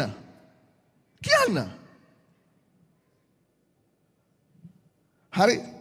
ජාත්‍යන්තර කුමන්ත්‍රණ කියන කතා රටවල් වර්ජනය කරන කට්ටියට මෙතනට උත්තරයක් නැහැ. ධනෙ උත්පාදනය කළා මදි මිත්‍රවරුනි. මනුස්සකමක් තියෙන්න ඕනේ. උත්පාදනය කරන ධනය සාධාරණව මිනිස්සුන්ට බෙදිලා යන්න ඕනේ. මෙතන හිල්ටන් හෝටලේ ඉන්න කට්ටියට විතරක් මේක රට හදලා වැඩක් නැහැ. හිල්ටන් හෝටලේ මෙතනට ආපු කට්ටියට මේක ලොකු ප්‍රශ්නයක්වත් නෙමෙයි. හිල්ටන් හෝටලෙන් එහා පැත්තේ ඉන්න කට්ටියටයි ප්‍රශ්නේ තියෙන්නේ. ඔවුන් සම්බන්ධයෙන් තමයි අපි වග කියන්න ඕනේ. එතකොට මේ ධන උත්පාදනය කරන ධනය බෙදන්න ඕනේ. හැබැයි බෙදන්න ධනයක් තියෙන්න ඕනේ. හරි? ඉතින් ඒ නිසා තමයි මේ ධන උත්පාදනය ලෝකෙට එකතු කරන්නේ. මම පොඩි කතාවක් කියන්නම්. තරුණයෝ දෙන්නෙක් හිටියා ගමක. එක්කෙනෙක් නිමල් අනිත් එක්කෙනා කමල්. නිමල් ගෙදරට වෙලා හිටියා ගමේ හිටියා. වත්ත බලාගෙන හිටියා. හරි? පොඩි වැඩ කරා. පවුල ලොකු වුණා, දරුවෝ හැදුනා. අවශ්‍යතා වැඩි වුණා. ආදායම මදි වුණා, සීමා සහිත වුණා. ණය ගන්න වුණා, ගෙවා ගන්න බැරි වුණා. දෙමව්පියෝ බලා ගන්න බැරි වුණා. සිහින බොඳ වුණා. කමල් අලුත් දේවල් ඉගෙන ගත්තා. කමල් ලෝකෙත් එක්ක එකතු වුණා. ටවුමට ගියා. හරි. ඊට පස්සේ ඔහු ගමේ අයට රැකියාව දුන්නා. පවුල බලාගත්තා. අම්මා තාත්තා බලාගත්තා. පන්සලට පල්ලියට කෝවිලට උදව් කරා. ඒ කමල්ගේ නිමල්ගේ යොකු වෙනසක් තියෙනවා. මේක තමයි මතවාදයේ වෙනස. හරි? අපේ රටට තියෙන එකම විකල්පය තමයි කමල්ගේ විකල්පය. අපිට පුළුවන් අපේ දේ රැකගෙන අපේ සංස්කෘතිය රැකගෙන අපේ කම රැකගෙන අපිට පුළුවන් ලෝකෙට එකතු වෙන්න. අපි ලෝකෙට එකතු වුණා කියලා වෙනස් වෙන්නේ නැහැ. අපිමයි. එදා 70 ගණන් වලට වඩා 90 ගණන් වලට වඩා අද ලෝකෙට එකතු වෙන්න ලේසි. ඉතින් ඒ නිසා මම පෙන්නන්නම් 1950 ගණන් වල කවුද කිව්වා කොරියාව, තායිලන්තේ, මැලේසියාව හරි අපිට වඩා අපිත් සමග හිටපු රටවල් අද අපිව අභිභවා ගිහිල්ලා. අපි ළඟදි වෙනකන් ගණන් ගත්තෙත් නෑ බංග්ලාදේශය, වියට්නාමය. දැන් අපිට බංග්ලාදේශයට ඩොලර් මිලියන 200ක ණයක් ගෙවන්න තියෙනවා. එදා මම බංග්ලාදේශයේ විදේශ ඇමති හම්බුනාම මම ටිකක් බිම බලාගෙන වාගේ හිටියා. මොකද එතුමා මගෙන් ඇහුවොත් එහෙම ඩොලර් මිලියන කවද 200 කවදද දෙන්න කියලා. හොඳ වෙලාවට ඌ ඇහුවේ නෑ. තමිල්නාඩු බලන්න. හරි රොකට් එකක් වගේ ඉහළට යනවා. කොච්චර කර්මාන්තශාලා හැදිලා තියෙනවද? නමුත් අපි ඔවුන් දියුණු වෙනවා. ඔවුන්ගේ ශීඝ්‍රයෙන් දරිද්‍රතාවය අඩු වෙනවා. අපිට මොකද වෙලා තියෙන්නේ? ගිය අවුරුදු 20 25 තුල අපි ලෝකෙන් ඈත් වුණා.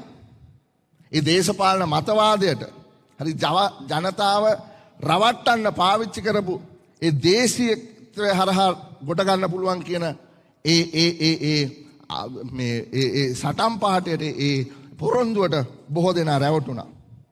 ගන්න මැලේසියාව වගේ රට කොච්චර විවෘතද කියලා බලන්න. හරි එදා ප්‍රොෆෙසර් අතුකෝරලගේ ඩොකියුමන්ට් එකේ තියෙනවා මෝටරෝලා කම්පැනි එක කොහොමද 1980 මෙතනට ඇවිල්ලා මේක පටන් ගන්නේ නැතුව පිනාංග වලට ගියේ කියලා.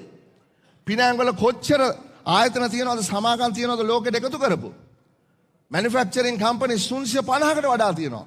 පිනාංග වල තියෙනවා SME 3000කට වඩා පිනාංග වල තියෙනවා ඒ කට්ටියත් එක්ක එකතු වෙච්ච.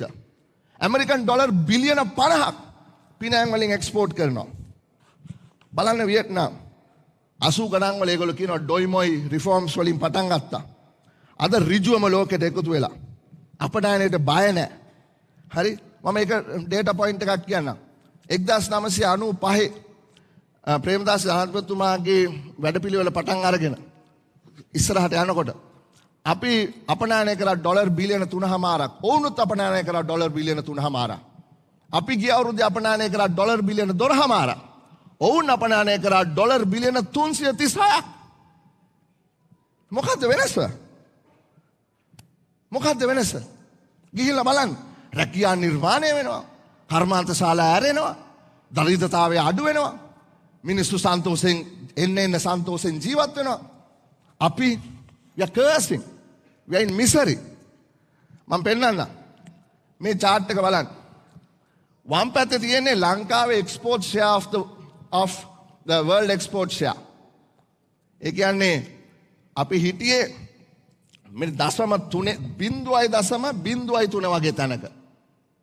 මේ තියෙන්නේ developing countries share in world exports. ඒක බලන්න ඕනේ මේ axis එකේ තියෙන නම්බරෙත් එක්ක. හරි? මේ axis එකේ නම්බරෙත් එක්ක. ඒගොල්ලෝ ලෝකෙ හිටියේ 12ක වාගේ. අපි 1999 විතර වෙනකොට අර රිෆෝම්ස් උත් එක්ක 77 රිෆෝම් 90 රිෆෝම් අපි ගියා 0.3ට විතර. That was the best we achieved. After that Kabir කියපු දේ හරි. මොකද වුනේ? ආයේ පල්ලෙහාට වැටුණා. 2000 ඉඳලා 2004 කාලේ ඉඳලා හරි පල්ලෙහාට වැටුණා. දැන් බලන්න අපි කොහෙද ඉන්නේ කියලා. ලෝකේ 120 ඉඳලා 150ට ගිහිල්ලා අපි 0.3 ඉඳලා 0.1ට වැටිලා. Can we be proud of ourselves? අපිට මේ අපේ දරිද්‍රතාවය මොකද මෙතනට වෙලා තියෙන කියලා අලුතෙන් අපි පොත් ලියන්න ඕනේ නැහැ. මේක බැලුවා නම් අපිට පේනවා.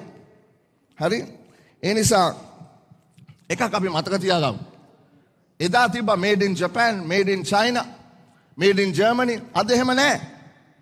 අද තියෙන ගෝලීය නිෂ්පාදන ජාල, global production networks. You slice the production process. Coat කෑලි වලට වෙනස් කරලා තියෙනවා. අපිට අපේ විවිධත්වයට, අපේ හැකියාවට, අපේ තරකාරීත්වයට, අපේ කාර්යක්ෂමතාවයට අනුව අපිට ඒවට එකතු වෙන්න පුළුවන්. හරි? කටින් කියලා බෑ. ඒ අවකාශය තියෙන්න ඕනේ. පහසුවෙන් දේශ සීමා හරහා මේ කොම්පෝනන්ට්ස් ගමන් කරන්න ඕනේ. ඒක හෝමාරු වෙන්න ඕනේ සමහර වෙලාවට එකපාරක් නෙමෙයි දෙතුන් පාරක්. එහෙමනම් ආනයනය සීමා කරනව වෙනුවට ආනයනය අපනයනය පහසු කරන්න ඕනේ. ඒක තමයි මගේ වියට්නාමේ උදාහරණය. කොහොමද 3.5 ඉඳලා අපි 12 මාරට යනකොට ඒගොල්ලෝ 336ට ගියේ කියලා. ඒගොල්ලෝ කරපු දේ පොඩ්ඩක් හිතලා බලන්න ඕනේ. එක උදාහරණයක් බලමු. මේ උදාහරණය ගන්න. මේ තියෙන්නේ මොකද්ද? මේ තියෙන්නේ හැමෝගෙම පොකට් එකේ තියෙන iPad එක හදන රටවල් 43.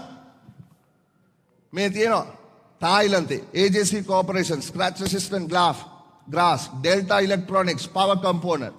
මලේසියාවේ තියෙනවා Sensor, වියට්නාමේ තියෙනවා Acoustic Components, කැම්බෝඩියාවේ තියෙනවා Electronic Components, තමිල්නාඩු වල තියෙනවා මේ Contract Manufacturers Foxconn, Philippines වල තියෙනවා Chip Packaging. හැබැයි මිත්‍රවරුනි ලංකාව නැහැ. ලංකාව නැහැ. ඇයි ලංකාව නැත්තේ කියන ප්‍රශ්නේ අපි අහන්න ඕනේ. ඇයි අපිට මේකට එකතු වෙන්න පුරුවන්ද බැරිද කියන ප්‍රශ්නේ අහන්න ඕනේ. හරි? අපි එදා ප්‍රේමදාස ජනාධිපතිතුමා පටන් අරගෙන අද මෙතන බොහෝ දෙනා ඉන්නවා. ඔවුන් තමයි අදටත් මේ ඇඟලුම් නිසා මේ රට අරගෙන යන්නේ. අනිත් කට්ටිය ඊට පස්සේ සෙල්ලම් බඩු හැදුවා, රේඩියෝ හැදුවා, ටෙලිවිෂන් හැදුවා, ටෙලිෆෝන් හැදුවා, වාහන හැදුවා, දැන් ප්ලේනුත් හදනවා. අපි තාම අවුරුදු 20ක් තිස්සේ තාම එතන. තාමත් එතන. ඒ මිනිස්සුන්ට මල් තියලා වඳින්න ඕනේ. ඒ කොම්පැනි කරන කට්ටියට. ඇත්ත මම මේ කියන්නේ. ඕන් නැත්තම් අපිට ජීවත් වෙන්න විදියක් නෑ අද. දැන් බලන්න. අපි ලෝකෙට විවෘත නෑ. මේ තියෙන්නේ trade openness. Trade openness කියන්නේ මොකද්ද? අපේ රටක ආනයනය අපනයනය එකතු කරලා දළදේශ නිෂ්පාදනයේ ප්‍රතිශතයක් හැටියට. අපි හිටියේ කොහෙද? 90 ගණන් වල අපි 80 ගානකට හිටියා. හැබැයි දැන් අපි 40 ගානකට අඩු වෙලා. සමහර රටවල් 50ට තිබිච්ච රටවල් 150ට වඩා එහාට ගිහිල්ලා. ඒක පෙන්වන්නේ we are actually less open than we were 20 years ago.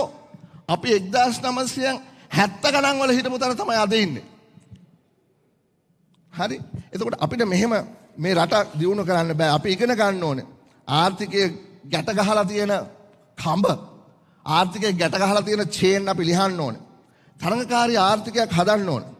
හැබැයි ඒ තරඟකාරී ආර්ථිකය හදනකොට ඒකෙන් අපහසුතාවයට පත් වෙන සියලුම දෙනා අපි බේර ගන්න ඕනේ. ආයෝජනය ප්‍රවර්ධනය කරන්න ඕනේ. අපනයනය වැඩි කර ගන්න ඕනේ. මම මේ ළඟදී මට ඒ කාලේ සභාපතිවරයෙක් හම්බුණා. ඔහු කිව්වා ලලිත අතුල මුදලි ඇමතිවරයා කියපු කතාවක්. එක්ස්පෝර්ට් ඔෆ් පෙරිස්. ඊට පස්සේ ප්‍රේමදාස ජනාධිපතිතුමා ඇඟලුම් කර්මාන්ත පටන් ගන්නකොට එක්ස්පෝර්ට් ඔෆ් පෙරිස්. අද වචන කවුරුත් කියන්නේවත් නැහැ. දැන් කියන්නේ මොකද්ද? අපිට පුළුවන් මේ රට වහගෙන කරන්න කියලා. ඒකට අවශ්‍ය ගෝලීය නිෂ්පාදන ජාල වලට එකතු වෙන්න ඕන. ඔය සියලු දේ වෙන්න අපේ තාක්ෂණය අපේ නිෂ්පාදන ක්‍රියාවලියට මුසු කර ගන්න ඕන. රටේ සමස්ත ඵලදායීතාවය වැඩි කර ගන්න ඕන. මෙන්න මේ විදිහට තමයි මිත්‍රවරුනි අපිට මේ ලෝකෙට එකතු වෙන්න පුළුවන් ආර්ථික ක්‍රියාවලියක් ගොඩනගා ගන්න පුළුවන් වෙන්න ඕනේ. එහෙම තමයි අපිට ධනය උත්පාදනය කර ගන්න වෙන්නේ. නමුත් අපි විශ්වාස කරන්නේ නැහැ one size fits all එකක් නැහැ. කාටවත් අපිට ඇවිල්ලා කියන්න බෑ මේක තමයි ඕගොල්ලන්ට හරියන්නේ. අපේ රට මේක. අපේ රට විවිධයි. අපේ රටේ නොයෙකුත් දේවල් තියෙනවා. සමහර දේවල් නැහැ. මම එක උදාහරණයක් අරන් පෙන්නන්නම්. මේ තියෙන්නේ මොකද්ද?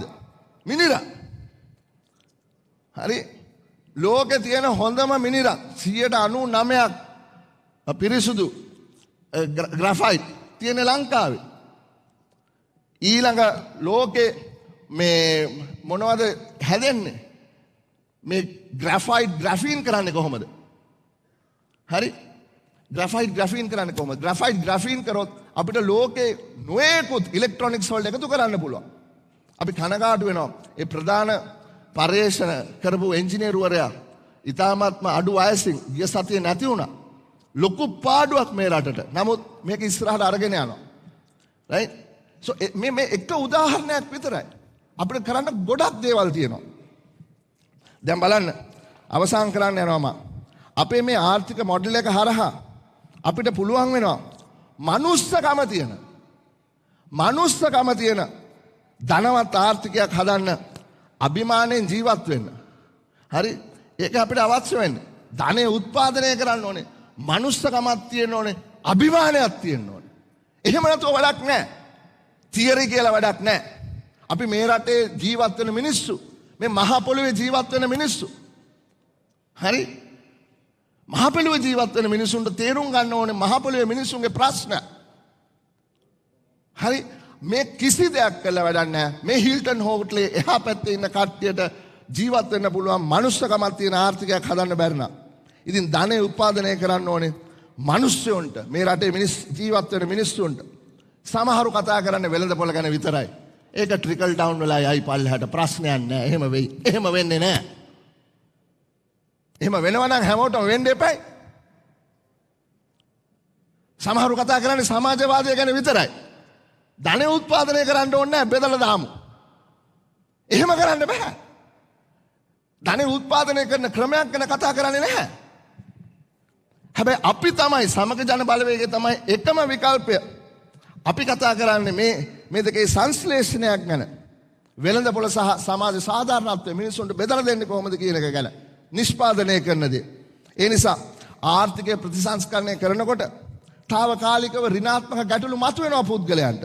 යම් කණ්ඩායම් වලට අමාරු වෙනවා. හැබැයි අපි ශක්තිමත් කරන්න ඕනේ. කිව්වට වැඩක් නැහැ. දත්ත බලන්න. I give you 3 data points. හරි?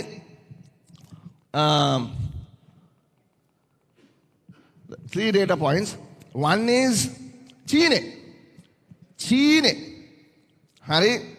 මේ ලෝකෙට විවෘත කළා ලෝකෙට අගය එකතු කරන එන්ජිමක් හැටියට නිර්මාණය වුණා. මිලියන 800ක් දුප්පත්කමින් එළියට ආවා. ඉන්දියාවේ ගිය අවුරුදු 10ට මිලියන 270ක් දුප්පත්කමින් එළියට අවිලා තියෙනවා. වියට්නාමේ මේ කිහිප අවුරුද්දට මිලියන් 40ක්.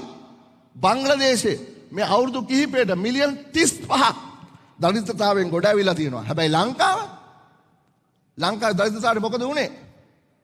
ලංකාවේ දරිද්‍රතාවය වැඩි වුණා. 19 තිබුණේ 113යි.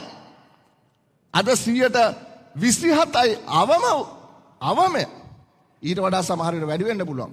අර මිලියන් ගණන් වලින් අඩු වෙනකොට ලංකාවේ මිලියන් ගණන් වලින් වැඩි වෙනවා. එහෙමනම් එදා ප්‍රේමදාසතුමා ජනාධිපතිතුමා ජනසවිය කරා වගේ ඊටත් වඩා ශක්තිමත් සමාජ ආරක්ෂණ ජාලයක් අපි නිර්මාණය කරන්න සම්පූර්ණ සලස්ම ගහලා තියෙනවා. හරි?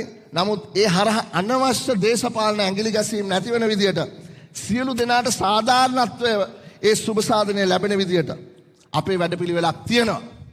අපි මෙතනට අවිලා නිකන් කතා කරන්නේ නැහැ.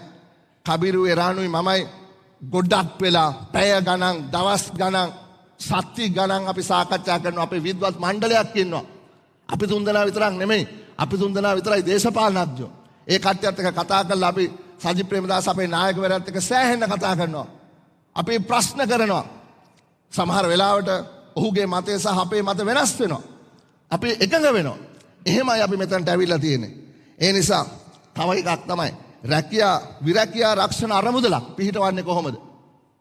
රැකියාවෙන් එළියට ගියොත් මොකද කරන්නේ? Is there any unemployment insurance for in this country?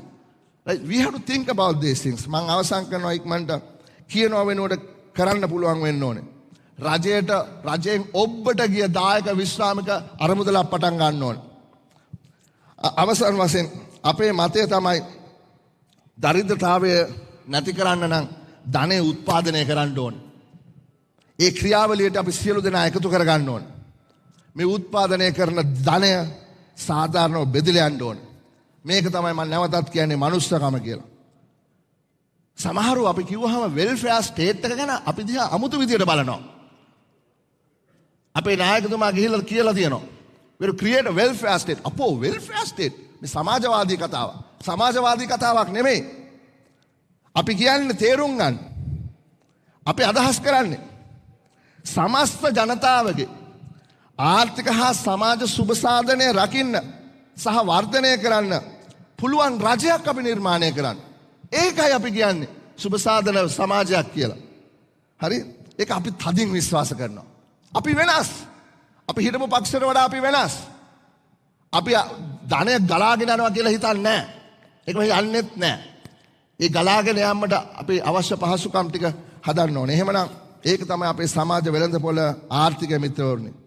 අපේ ආර්ථික ප්‍රතිපත්ති හරහා උත්පාදනය කරන ධනය සාධාරණ ලෙස බෙදී යන්න ඕනේ. equitable distribution. ඒ සඳහා සියලු දෙනාට සමාන අවස්ථා. හරි? equal opportunity අපි ලබා දෙන්න ඕනේ.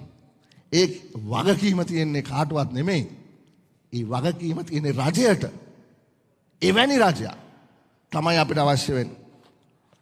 1991 ආර්ථිකයේ ඉන්දියාවේ හැරවුම් ලක්ෂයේ බුද්ධිමය පියා හැටියට සලකන ජග්දීෂ් භගවාති කියපු කතාවකින් මම නවත්තන්න. ඔහු කිව්වා ඔව් ආර්ථිකයේ වර්ධනය නිසා හැමෝටම දොරවල් විවෘත වෙනවා. නමුත් සමහරු පටන් ගන්නේ අනිත් අයට වඩා ගොඩක් පිටිපස්සේ. ඔවුන් ඔසවා තැබීම රජයේ වගකීම කියලා මිත්‍රවරුනි. අද අපි කතා කළේ පැහැදිලි කළේ අපේ සමස්ත දැක්ම නෙමෙයි. මේක අපි එක ස්ලයිස් එකක් විතරයි. අපේ බ්ලූප්‍රින්ට් එකේ තියෙන අපේ ආර්ථික වැඩපිළිවෙල කෙටි කාලීනව සහ මධ්‍ය කාලීනව විතරයි. අපි අධ්‍යාපනය ගැන මෙතන කතා කරලා නැහැ. අපි සෞඛ්‍ය ගැන මෙතන කතා කරලා නැහැ. අපි ප්‍රජාතන්ත්‍රවාදය ගැන මෙතන කතා කරලා නැහැ. හැබැයි රට ගොඩ ගන්න සියලු ජනතාවගේ සියලු ජනතා කණ්ඩායම් වලට ශක්තිය දෙන ආර්ථික ක්‍රමයක් අපි හදන්න ඕනේ මිත්‍රවරුනි. මට කියන්න තියෙන්නේ ඔන්න ඔය ටික තමයි. කබීර් කිව්ව අපිට වෙලා තියෙන දේ. අපේ දර්ශනය මොකක්ද කියන එක මං බ්‍රෝඩ් පැහැදිලි කරා. දැන් ඊට පස්සේ මම කතා කරනවා මගේ පාර්ලිමේන්තු සගයා එරාන් වික්‍රමරත්න මහතුමාට. ඉස්සර ওই පැත්තේ හිටපු කෙනෙක් දැන් මේ පැත්තට ඇවිල්ලා ඔහුගේ මේ අදහස් ඔබලාට ඉදිරිපත් කරන්න කියලා බොහොම ස්තුතියි.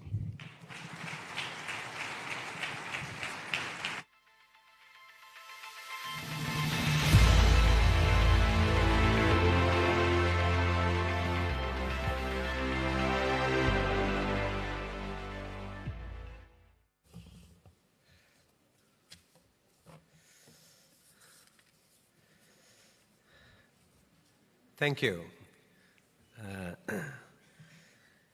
The leader of the opposition, members of parliament, business, friends, professionals, friends, thank you for being present with us today. I'm going to take you a little bit very quickly from theory to practice, what we should be actually doing. So,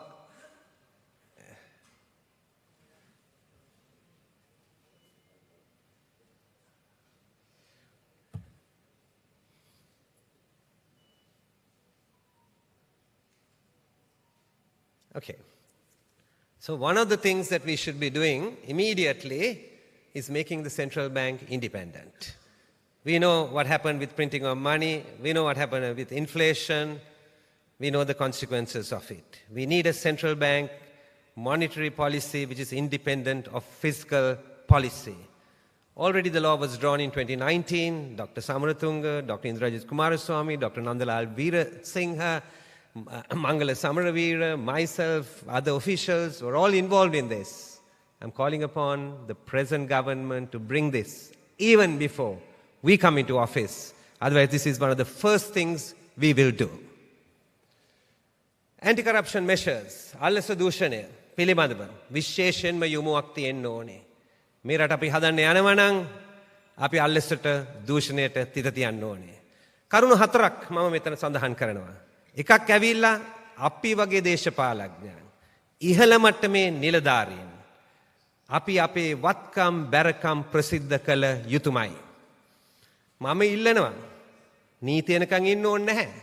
මම පුද්ගලික මන්ත්‍රී කෙනෙක් හැටියට දැනටමත් මේ වගේ කෙටුම් පතක් පාර්ලිමේන්තුවට ඉදිරිපත් කරලා තියෙන්නේ.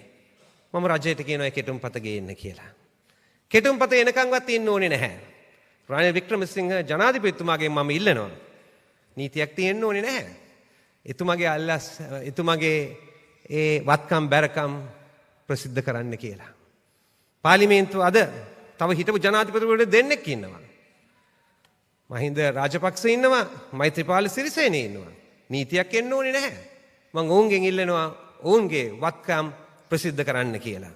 මේක බොහොම වැදගත් වෙනවා. Countries don't change only by lawmaking.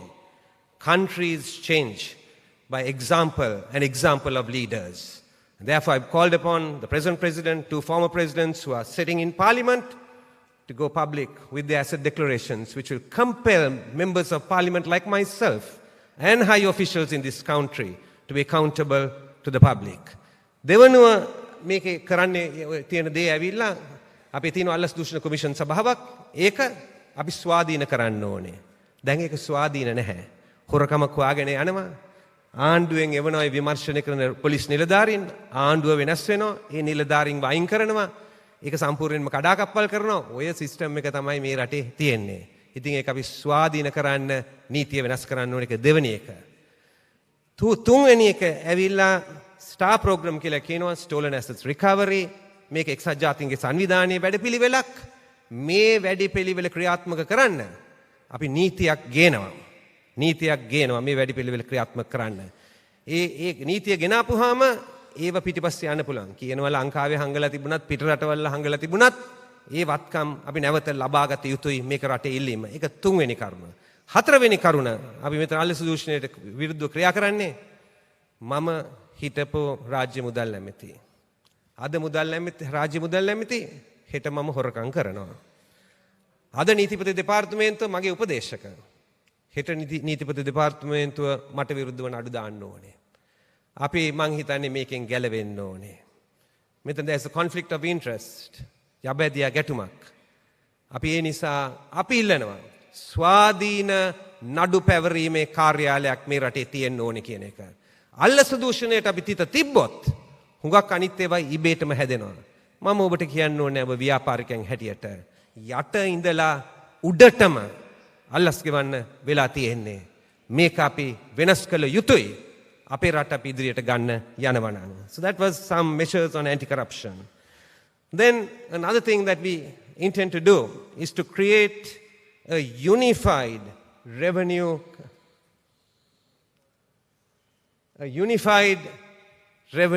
collection authority. Now this is very important that we do this. You are businessmen. You pay taxes. Sri Lanka's revenue, huge amount, 75% or more, comes from 3 institutions. Inland Revenue Department, Customs Department, and Excise Department. I hope none of you accuse Mangala Samaravira or me of stealing a rupee or a dollar. But even while we were in office, the level of corruption in those departments did not go down. Therefore, we can't rely on individuals. We have to do systemic changes. And that is why we are going to put in place a unified revenue collection authority. You're a businessman, you import your goods, you go to the bank, you open your letter of credit, and then you had to get it cleared. You go to customs, I don't need to tell you the rest of the story. Customs only becomes the clearing house. Excise similarly. Inland revenue similarly.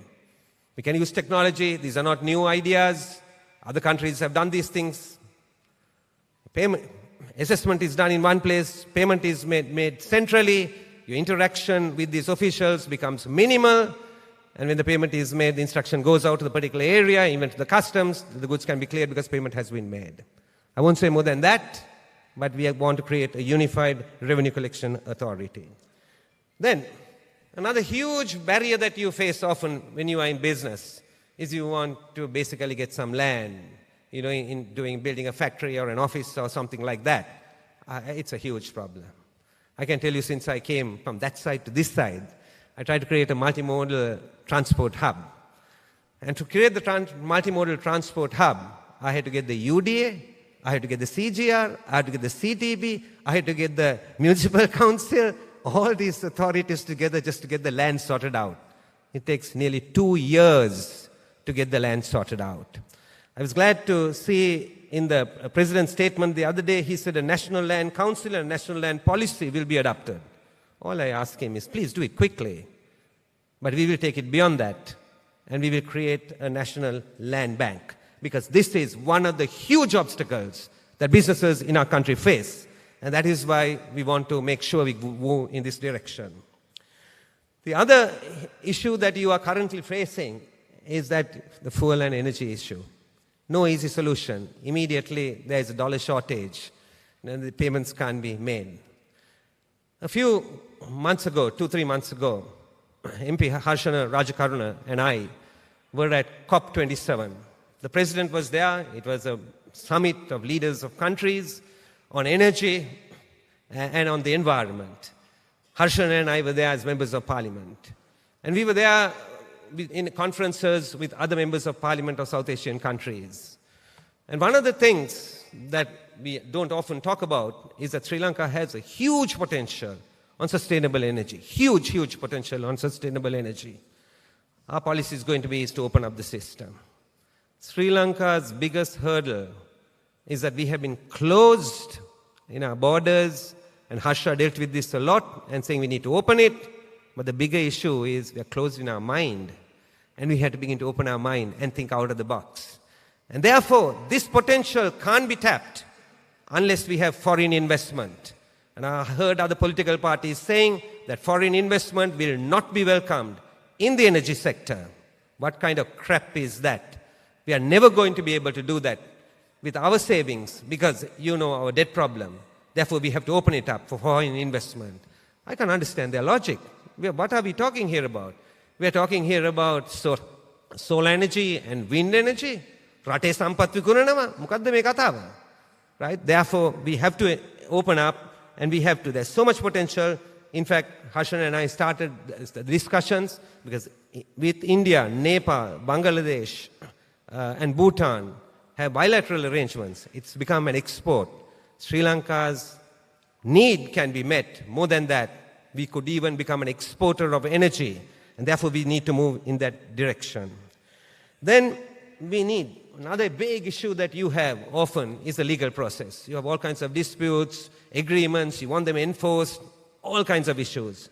Now I must confess up front, I'm not a lawyer, I'm not a legal person, right? But there's a lot of this has been written.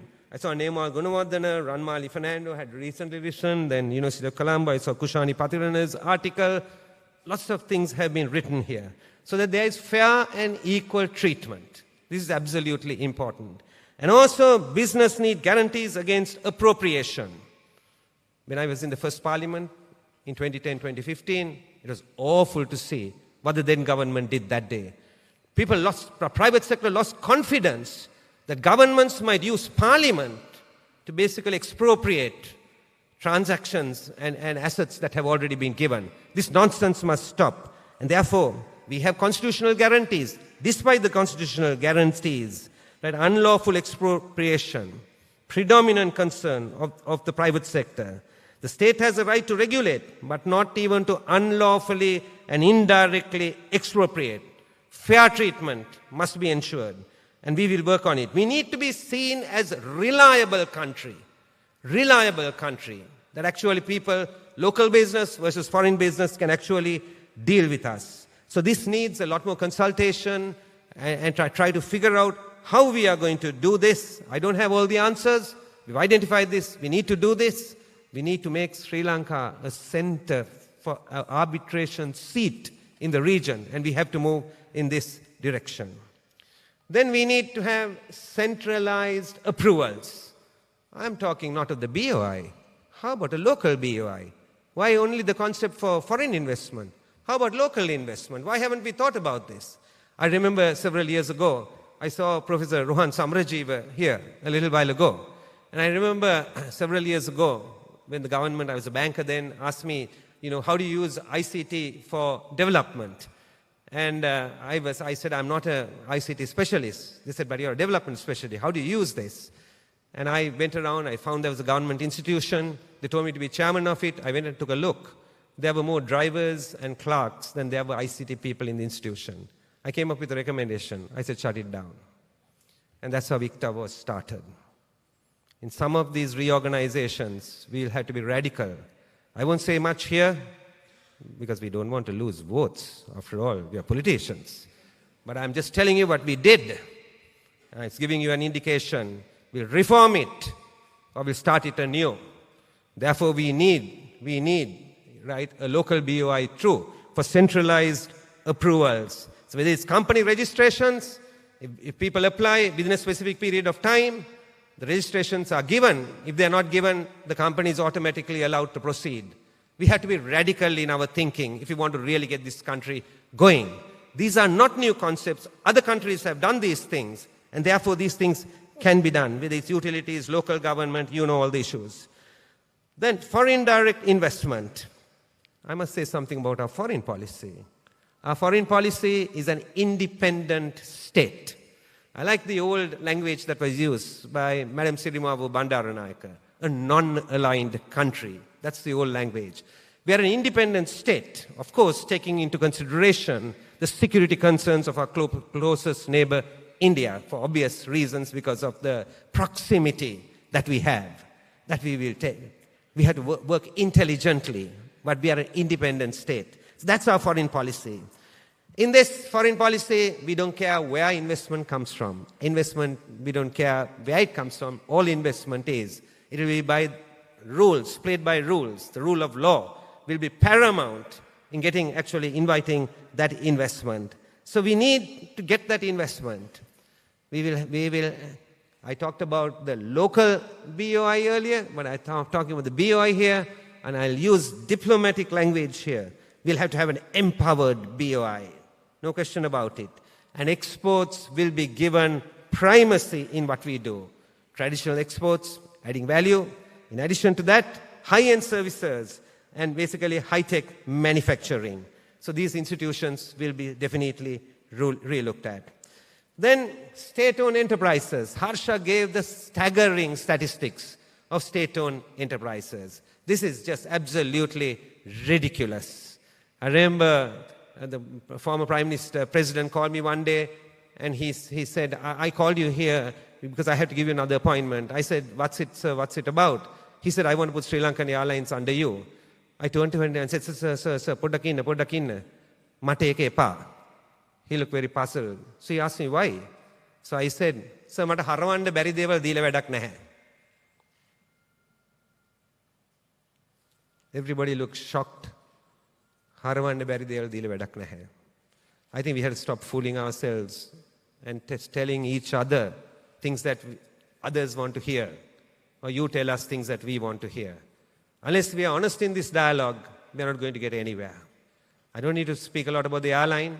If there's anybody here, you can pay $1, you can buy that airline, please go and talk to the present government.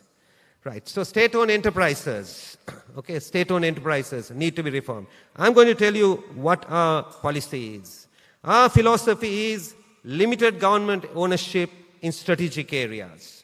And there are strategic areas. Finance is a strategic area, food is, energy is in strategic areas. But what you know to do better, we don't think the government needs to be involved in. You're the entrepreneur. You know the markets. You can do it better. And therefore, you should be doing. Harsha showed the statistics like going from 105 state-owned enterprises to 250 state-owned enterprises. And you saw the losses have gone to more than ₹1 trillion. And we believe in public-private partnerships. And in that regime, we put a committee together, and I remember working with that committee, and we looked at if the state wants to have investments in profitable areas. We looked at the Khazana model, we looked at the Temasek model, Malaysia, Singapore. Suresh Shah chaired that, and I'm glad I read recently that he is chairing a similar committee in the present government. It's a good initiative, a good thing, basically creating a similar model in this country so that investments are run by professionals. What happens now is we take institutions, we put it under the different ministries, and the ministers are sitting there through their secretaries as chief executives giving instructions to commercial enterprises. We want to move away from that. We want to put the people who know what to do in charge of it. And that's why that structure is important. And that's why we are creating that structure, so that business people can lead those structures. Then there's one more thing I would like to say here. Bankruptcies can't always be avoided. And therefore we need a Chapter 11. We need a law for bankruptcy and reorganizing bankruptcy. We started on that. We had a committee. Some preliminary work was done. The Aegis department played a key role in it. And we will basically resuscitate it. And I think we need to bring that law as well. Then I have just 2 final points. And I want to say these 2 final points. We need to take this country to the next level. It's not going to be easy. I think we have a 2 to 3 year struggle on our hands. Stabilization first, as Harsha says, and then we go into growth. Both of these things have to be done. If I use the word diaspora here, I purposely didn't put the word diaspora, because that word diaspora has been redefined with Sri Lanka's conflict. That's why I purposely put the word here, overseas Sri Lankans. I've been to London, I've been to Boston, I've been to a few places and already started dialogue with the people living in those places. The Sri Lankans living overseas are not a liability. The Sri Lankan living overseas is one of the biggest assets this country has. When I was a young banker and I'm working in Bombay, India came up with the non-resident Indian schemes because they saw the opportunity and the potential. They Sri Lankans, and I'm generalizing here, right? Education levels, skill levels, experience. They have the savings and the dollars. They have the technology transfers. So many huge advantages. We want to welcome them here. We want to welcome them here. Sometimes the stories are awful. I know of a doctor. She's been working here for nearly 30 years, 20-something years. She's a specialist. I won't mention her name because most of you will know. You go to a private hospital if you want to consult her. Every single year, for 25 years, married to a Sri Lankan doctor, she has to go to renew her visa. What kind of crap is this? I think we have to have a much more open mentality. Sri Lankans living overseas must be welcomed here. If they desire to have dual citizenship, they need to be welcomed to have dual citizenship. The second generation of Sri Lankans born there. First generation Sri Lankans, they have their natural ties. They have the old boys unions, the old girls unions. They went to law college, to medical college, professional college. They have the ties and the emotional connection. They will come here because of the emotional connection. The next generation is born there. They are Canadian or they're American or they're Australian or New Zealand or European or something like that. That generation, born there, schooled there, educated there, they have gone further than the first generation. Because even in the international companies that they are in, they have gone further up. Trade and investment, they are a huge potential for this country. We must make them feel welcome. We must open the door for them. Dual citizenship, some of them may be married to foreigners, permanent residencies in this country. Why? If you really want to transform this country, one of the biggest assets we have, why are we actually closing the door on some of the biggest assets that we have? That's a point I want to make here, lots of details. And I'm going to close with this final point before Sajith Premadasa comes to tell you what the SJB is and what we stand for. And I want to close with this one. I put this on education for all. And you're wondering, why are you talking about education when you are basically talking on the economy? It's very, very connected. We have 2 competitive advantages. One advantage this country has is its physical location. Physical location, natural God-given advantage. Gateway, east-west shipping routes. We are the door, basically, to the Indian subcontinent. Airports, ports, all this is there. Logistics, you name it, everything is there. That's one advantage we have. The second huge advantage we have is our human resources. This country has only 22 million people. Only 22 million people. Just the size of 2 cities in India and in China. That's what the SJB's policy is, that every child, every student in this country must have a higher education. We are not going to let happen what happened to my generation. In my generation, very few went to university. Very few got a professional education. Very few got a vocational education in my generation. Our mothers and our sisters went to the Middle East and worked in houses and in homes for $200, $300 and then remitted that $200. But if they had an education, if they had a training, even as a social worker, an elder care worker, a nurse, what would have happened? Not $300, they would be working at $3,000. $3,000. Low income, lifetime low income. High income, lifetime high income. Small population. This is our biggest asset. This asset is important. I believe in families. I believe in societies. We don't want our young people going looking for shelter and green pastures in other countries. We want them in this country. This is not only about economics. It's about ethics, it's about values, it's about families, it's about societies. Not waiting for a phone call from a brother to a sister saying, mother expired, which flight can you take to come back? That's what Sri Lanka has become. That's what we need to reverse. And one of the ways we are going to reverse is by giving an education for all. While Mangala and I were in the Ministry of Finances for a short period of 2.5 years, we wanted to change it in some small way. Just in 2021, 286,000 young people sat the A-levels.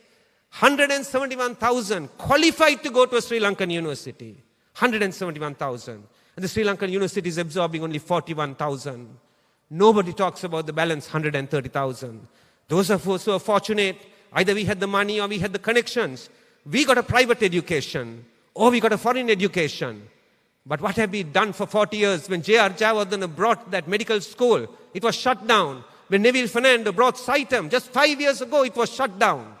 What has this country fallen into? Our SJB education policy is clear. Education policy is opportunity for all. The supplier doesn't have to be the government. We believe in free education. We believe in CWW Kannangara's policy.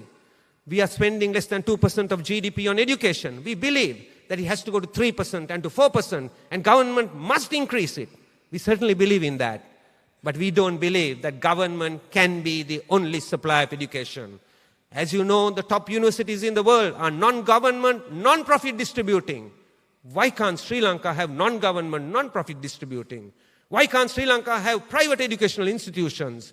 Why do our children have to be sent to countries they hadn't even heard about previously to get a medical degree or some other degree?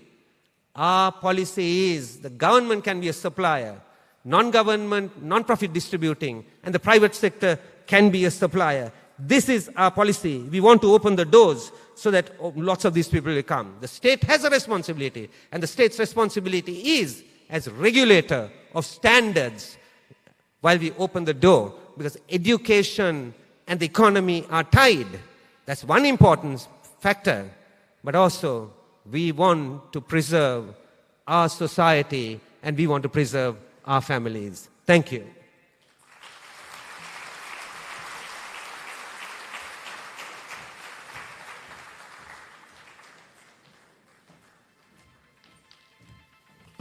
Thank you to Dr. Harsha.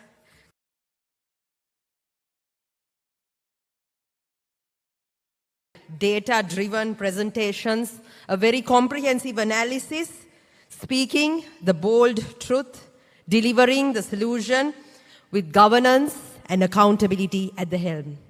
Ladies and gentlemen, I invite you all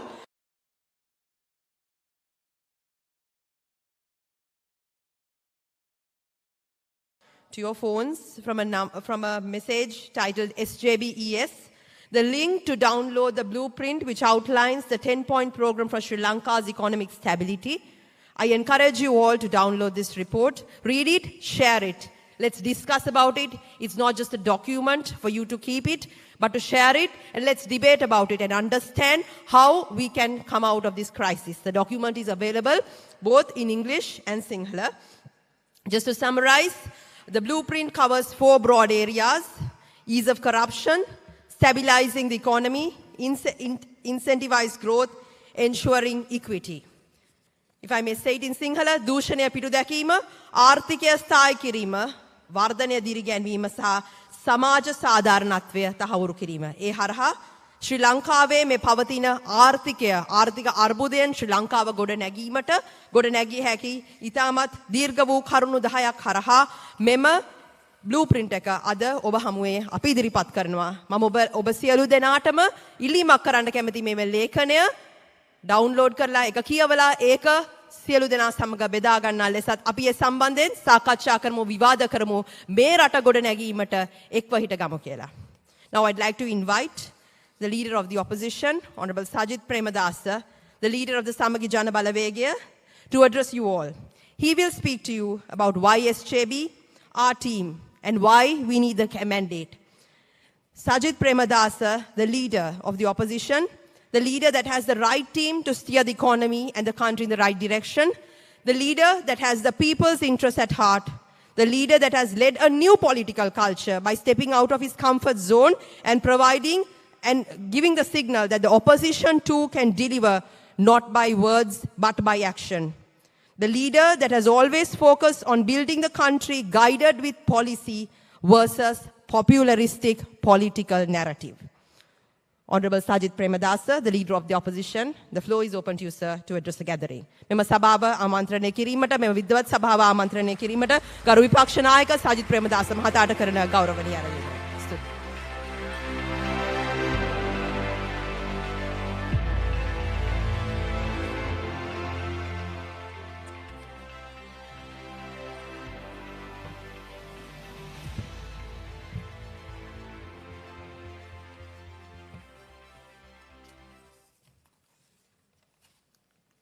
සියලු දෙනාටම සුබ සන්ධ්‍යාවක්.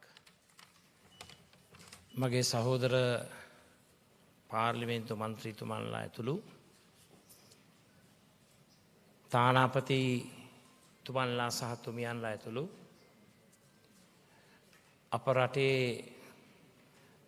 ආර්ථික වර්ධනයේ එන්ජිම ඩයිනමෝව නියෝජනය කරන අපේ හිතවත් ව්‍යාපාරික ප්‍රජාවගෙන් අවසරයි.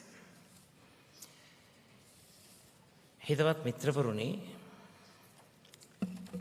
කන්ෆියුෂියස් කියන දාර්ශනිකයා එක අවස්ථාවකදී මෙන්න මෙහෙම දෙයක් ප්‍රකාශ කරනවා. Our greatest glory is not in never falling, but in rising every time we fall. අපගේ විශිෂ්ටතම මහිමය පවතින්නේ කිසි දින නොවැටී සිටීම තුළ නොව. වැටෙන සෑම අවස්ථාවකදීම නැගී සිටීම තුළය. ඔබ අප සියලු දෙනාම අවබෝධ කරගත් යථාර්ථය අද අපේ රට වැටිලා. අද අපේ රට බංකොලොත් වෙලා. අද අපේ රට සහහි ජීවත්වන සමස්ත ජනයා අතිශය පෝසත් සුළුතරයක් හැරුණකොට ඉතාමත්ම අන්ත පීඩනයකට අන්ත අසරණ භාවයකට පත් වෙලා. අපි විශ්වාස කරනවා මේ වැටී තිබෙන ප්‍රපාතයෙන් ගොඩ එන්න පුළුවන් වැඩපිළිවෙල වඩාත් ප්‍රශස්තව, වඩාත් ප්‍රබුද්ධව, කාර්යශූරව, ඒ වගේම කාර්යක්ෂමව ඉටු කළ හැක්කේ සමගි ජන බලවේගයටත්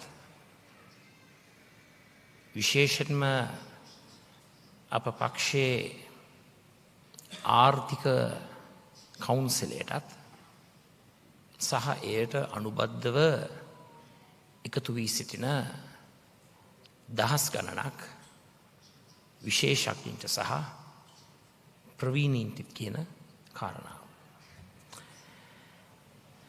අපි විශ්වාස කරනවා විශේෂයෙන්ම සුපුරුදු දැක්මෙන් ඔබට ගිහිල්ලා මේ අපි මුහුණ දෙන බරපතල ප්‍රශ්නය අලුත් විග්‍රහයකට ලක් කරන්න.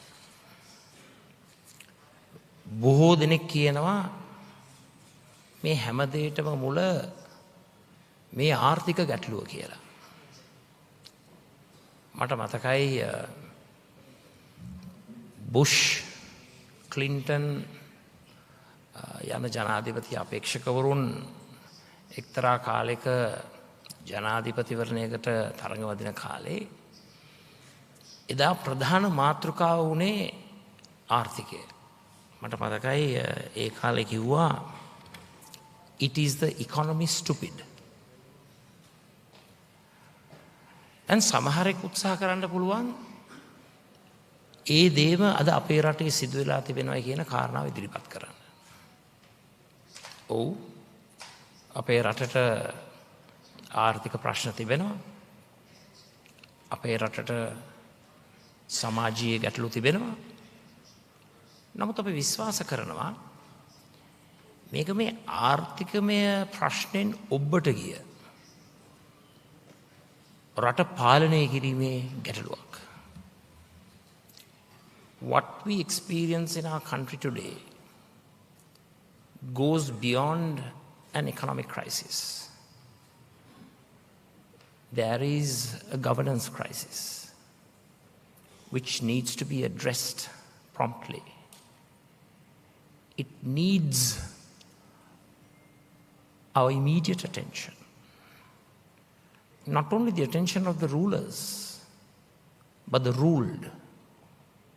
පාලකයන්ගේ අවධානය පමණක් නොව පුරවැසියන් ලක්ෂ 220ත් මේ කාරණාව අවබෝධ කරගන්නට ඕන.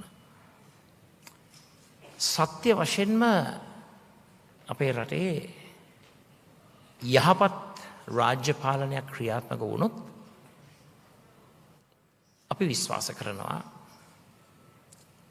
සමාජීය ප්‍රශ්න, ආර්ථික ප්‍රශ්න, දේශපාලන ප්‍රශ්න නිවැරදි ආකාරයට විසඳන දිසාන්තයට යොමු වෙන එක සත්‍යයක් බවට පත් වෙනවා. එම නිසා සමගි ජන බලවේග රජයක් තුළ යහපත් රාජ්‍ය පාලනයක් උදෙසා නිර්මාණය කළ යුතු නව ක්‍රමෝපායන්, නව යහපත් ආයතන,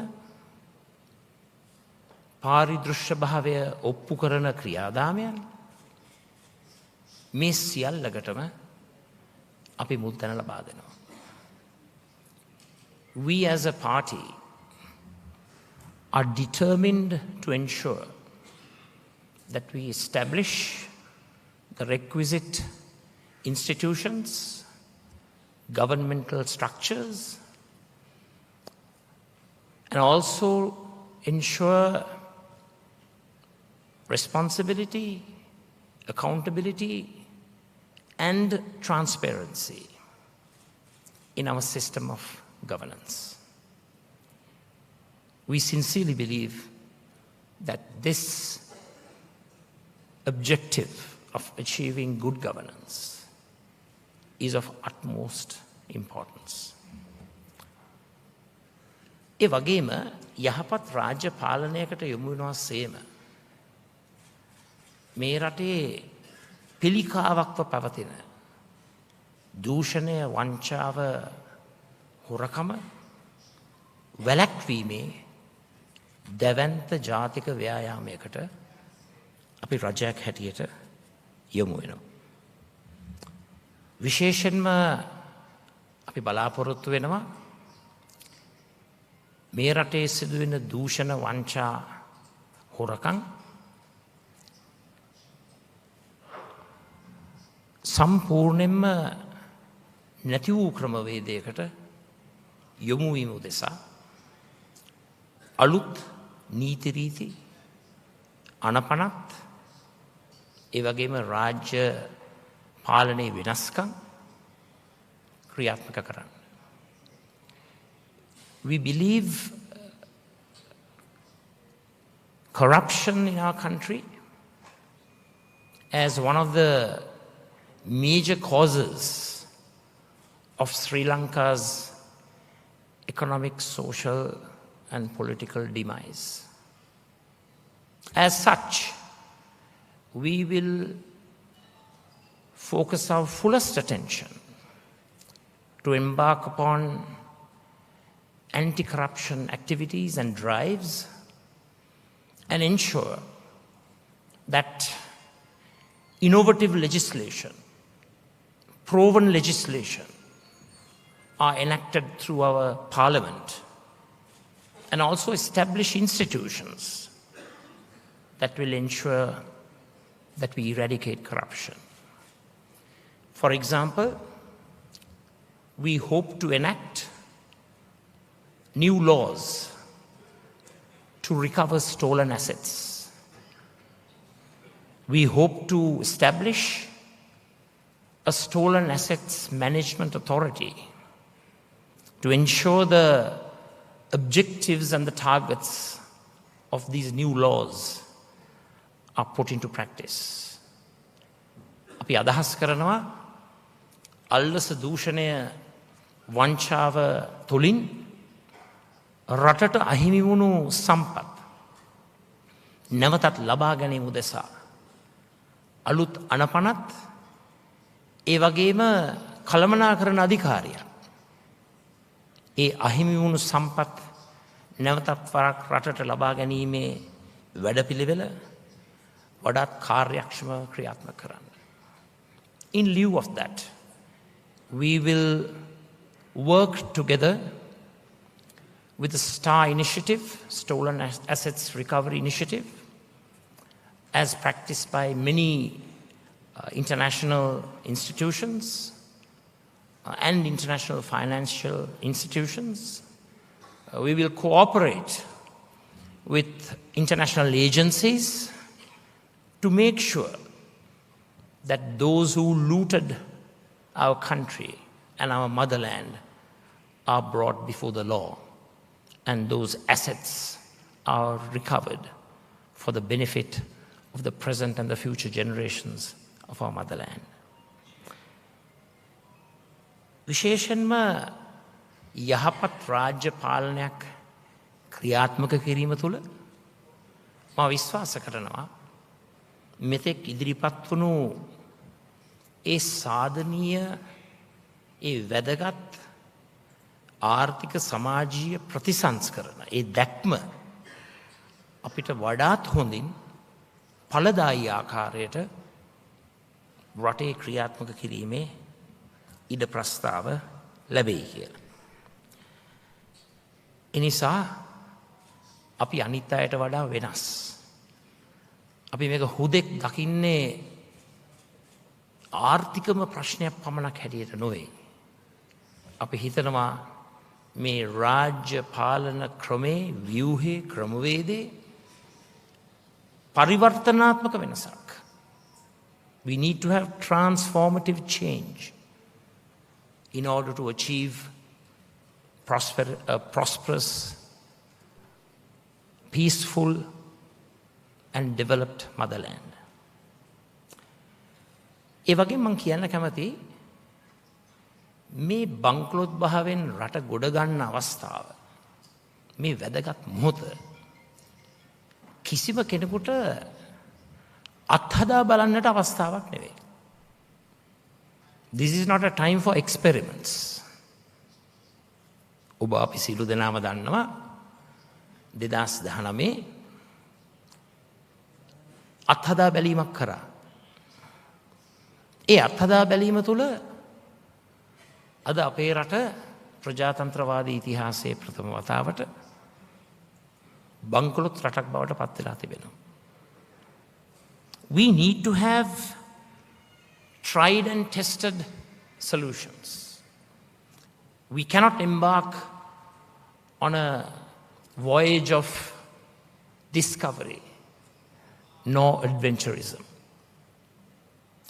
දේශපාලන ශේත්‍රයේ පෞද්ගලික අංශය සහ මුලින්ම ප්‍රතික්ෂේප කරපු ධනවාදය තමයි රටක සම්පත් නිර්මාණය කරන්නට හොඳම ක්‍රමවේදය සම්පූර්ණයෙන්ම ඉවත දමපු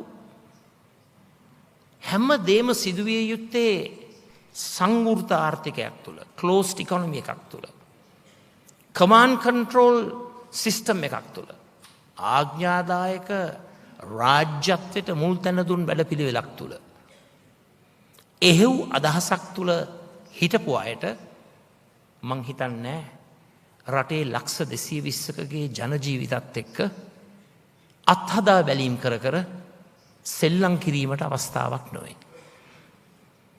We have to make sure that we embark on a sincere program, an authentic program, a program that is based on fact, based on realism, based on data, based on science, and based on the confidence that we all have in human beings to extricate themselves out of problematic situations.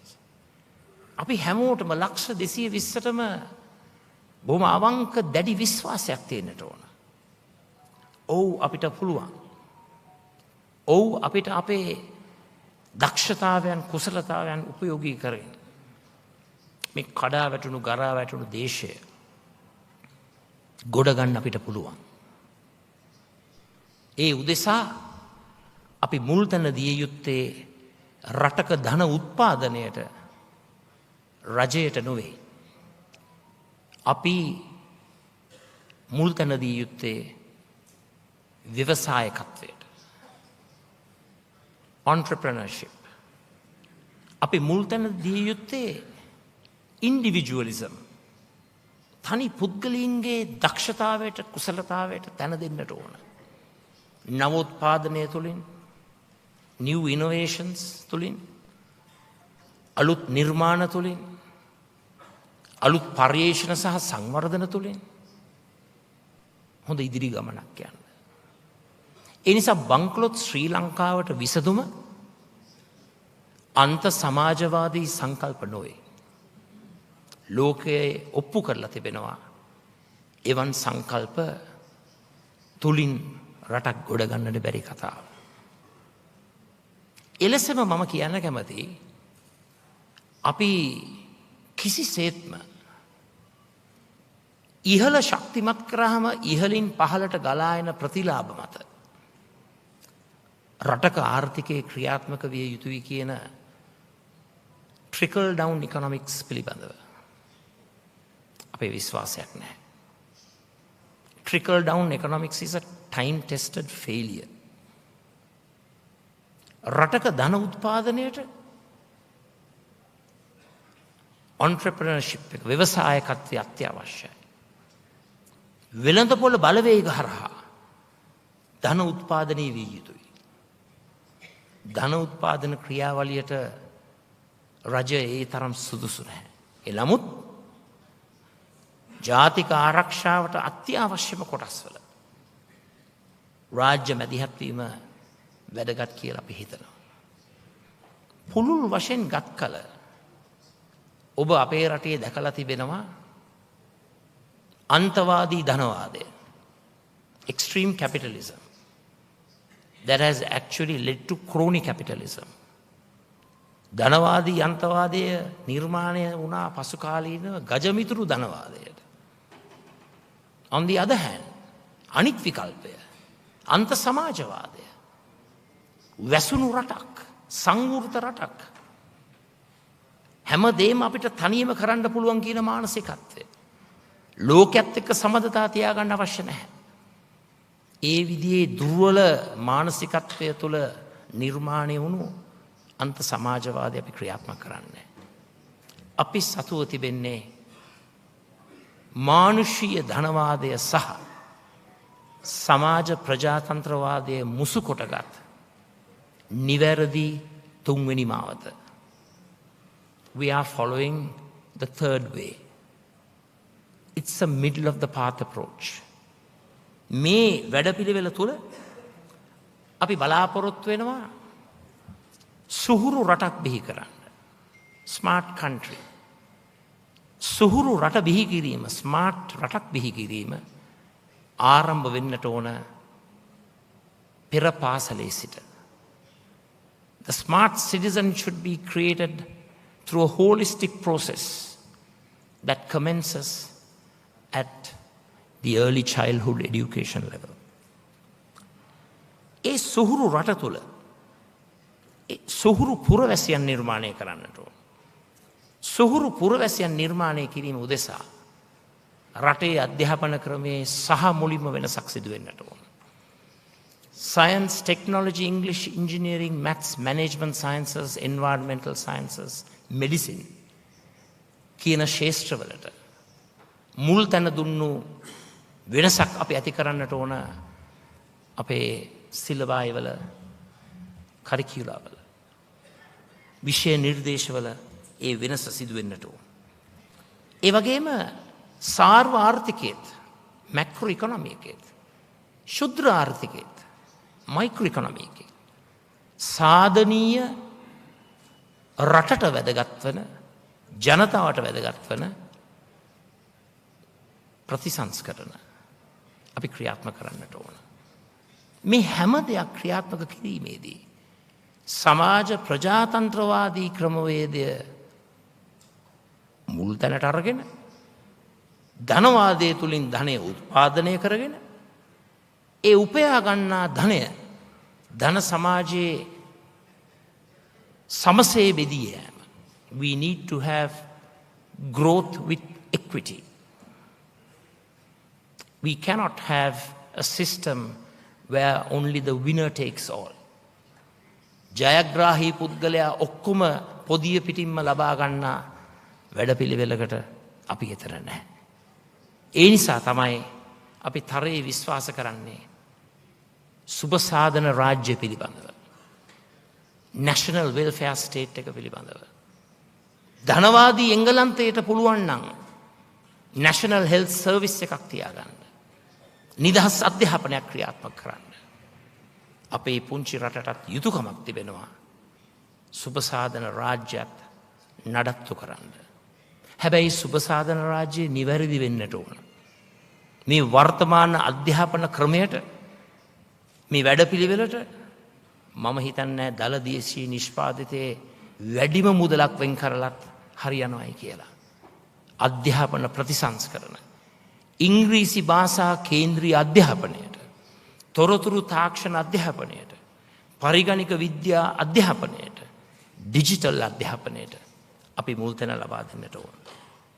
ඒ තුලින් බොහෝ දෙනා කතා කරන digital ආර්ථිකය, දැනුම මත කේන්ද්‍රී වූ ආර්ථිකය, ලෝකේ නව තාක්ෂණ ප්‍රවණතා, artificial intelligence, blockchain, metaverse, machine learning, big data, augmented reality, virtual reality, biotechnology, Internet of Things, robotic process automation, genomics. අලුතෙන් අපිට දැනගන්න ලැබී තිබෙන තාක්ෂණය chat GPT. පුදුම මාදිලියේ විප්ලවීය වෙනසක් ලෝයේ ඇති වෙනකොට අපි රටක් හැටියට එකම මඩ වගුරක එරිලා එක තැනම කැරකි ඉන්නවා. As a country we are stuck in a stagnant mud pool. We have to overcome the challenges, the obstacles for progress and substantive economic development. අවසාන වශයෙන් මම කියන්න කැමතියි වෙනස්කම් සිදු වෙනකොට ඒ වෙනස්කම් අපි පිළිගන්නට සූදානම් වෙන්නට ඕන. මට මතක් වෙනවා බ්‍රිතාන්‍යයේ හිටපු අග්‍රාමාත්‍යවරයෙක් ඔහු අග්‍රාමාත්‍යවරයාව වෙලා සිටින කාලේ විශේෂයෙන්ම ලෝකයේ අධිරාජ්‍යවාදයට යටත් වෙලා හිටපු රටවල් නිදහස පිළිබඳ කතා කරනකොට, නිදහස් සටන් ක්‍රියාත්මක කරනකොට ඔහු සුප්‍රසිද්ධ ප්‍රකාශයක් කරා ඒක හැඳුන්වුවේ wind of change කියලා. හැරල්ඩ් මැක්මිලන් මැතිතුමා කියනවා the wind of change is blowing through this continent. And whether we like it or not, this growth of national consciousness is a political fact. We must all accept it as a reality and ensure that our national policies take account of it. වෙනසක් සඳහා වූ සුළඟ මැක්මිලන් අගමැතිතුමා කියනවා. මෙම මහද්වීපය හරහා හමා යමින් පවත්නා අතර අප එයට කැමති වුවද අකමැති වුවද ජාතික හැඟීම හා සම්බන්ධ මෙම වර්ධනය වූ දේශපාලනය සත්‍යයක්, එක රියැලිටි එකක්, යථාර්ථයක්. අප සියලු දෙනා විසින් එය සත්‍යයක්සේ පිළිගත යුතු වන අතර අපගේ ජාතික ප්‍රතිපත්ති තුළ ඒ කරුණ අවධානයට ලක් කළ යුතුයි. මං ඒ කතාව කිව්වේ අපේ රටෙත් දැන් මහා සුළඟක් හමාගෙන යනවා. ඒ සුළඟ තමයි රට ශක්තිමත් කරන, රටේ ලක්ෂ 220ක් ජීවත් කරවන වෙනසක් ඇති කර යුතු මහා සුළඟ. Sri Lanka is experiencing wind of change. We need to ensure that this reality is included in our system of governance and policy. අපිට තවදුරටත් සම්ප්‍රදානුකූල ගමන, ගතානුගතික ගමන, රාමුවකට කොටු වූ ගමන තුළ රටක් හැටියට හිර වෙලා ඉන්න බෑ. We cannot be a hostage to traditional, formal, parochial and archaic thinking. We have to think out of the box.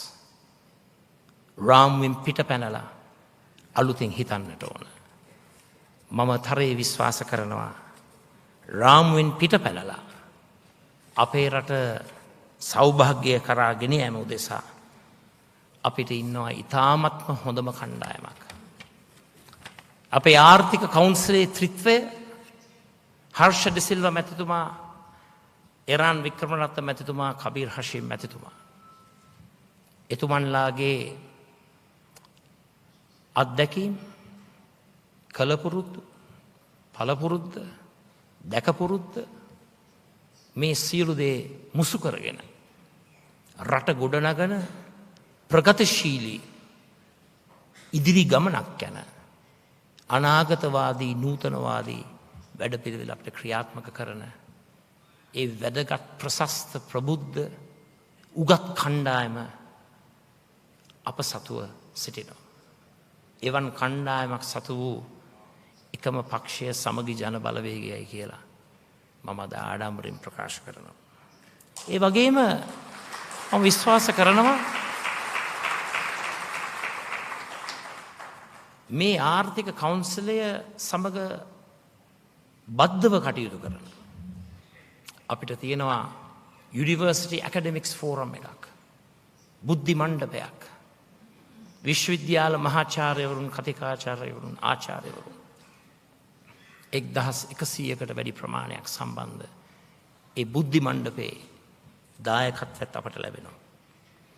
ඒ වගේම ජාතික වෘත්තීයවේදීන්ගේ සභාව, National Professionals Forum, ඒ තුලත් 1000කට වැඩි වෘත්තීයවේදීන් ප්‍රමාණයක් අපේ ප්‍රතිපත්ති සම්පාදනය, ප්‍රතිපත්ති නිර්මාණය, policy innovation, policy formulation, රජයට ආපු දවසට policy implementation. හැබැයි මේ රටේ තියෙන ලොකු අඩුපාඩුවකුත් අපි සොයාගෙන තිබෙනවා. ප්‍රතිපත්ති ක්‍රියාත්මක කරාට මදි. monitoring and evaluation අපේ රාජ්‍ය ප්‍රතිපත්ති තුළ ක්‍රියාත්මක විය යුතු වැදගත් අංගයක්. ඒ වැඩ කටයුතු සඳහා අපිට මම මේ සඳහන් කරපු කණ්ඩායම ඇතුළු Young Professionals Association, තරුණ වෘත්තීයවේදීන්ගේ කණ්ඩායම, සංගමය, දහස් ගණනකින් සමන්විත වූ කණ්ඩායමක් අපි සතුව තිබෙනවා. එපමණක් නොවේ. we have excellent relations with members of the academia in the international arena. Reputed universities, the Ivy League universities in the United States, and the major universities in United Kingdom and Europe have direct contacts with us. And they are facilitating all our processes in policy formulation and policy implementation. එනිසා සාරාංශගතව කිව්වොත් මේක ආර්ථික ප්‍රශ්නයක් පමණක් නෙවෙයි. මේක රාජ්‍ය පාලනය පිළිබඳ ප්‍රශ්නයක්. ඒ ප්‍රතිසංස්කරණ වලට අපි සූදානම්. ඒ වගේම අපි අනුගමනය කරන්නේ නිදහසෙන් පස්සේ පක්ෂ ක්‍රියාත්මක කරපු සුපුරුදු ගමන් මාර්ගය නොව අලුත් මාවතක්, අලුත් ගමනක්, තුන්වෙනි මාවතක්. We are following a third way. අවසාන කාරණාව. මේ කතා කරන සියලුම දේ කතාවට පමණක් සීමා වුවොත් මේක තවත් එක් කතාවක් බවට පමණයි පත්වන්නේ.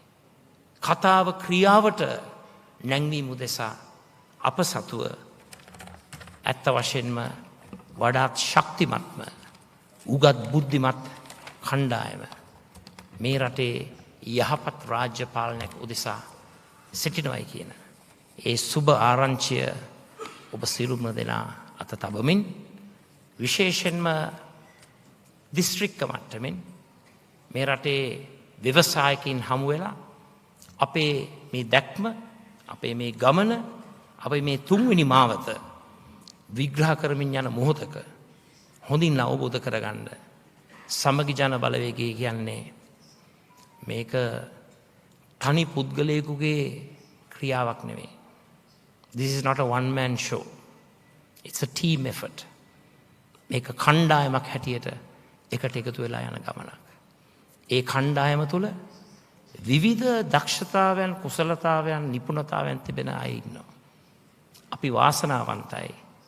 මේ රටට තියෙන එකම විසඳුම, එකම විකල්පය සමගි ජන බලවේගය සතුව ඒ ප්‍රශස්ත කණ්ඩායම සිටීම ගැන. සියලුම දෙනාට තෙරුවන් සරණයි. වණක්කම්. අස්සලාමු අලයිකුම්. දෙවියන්ට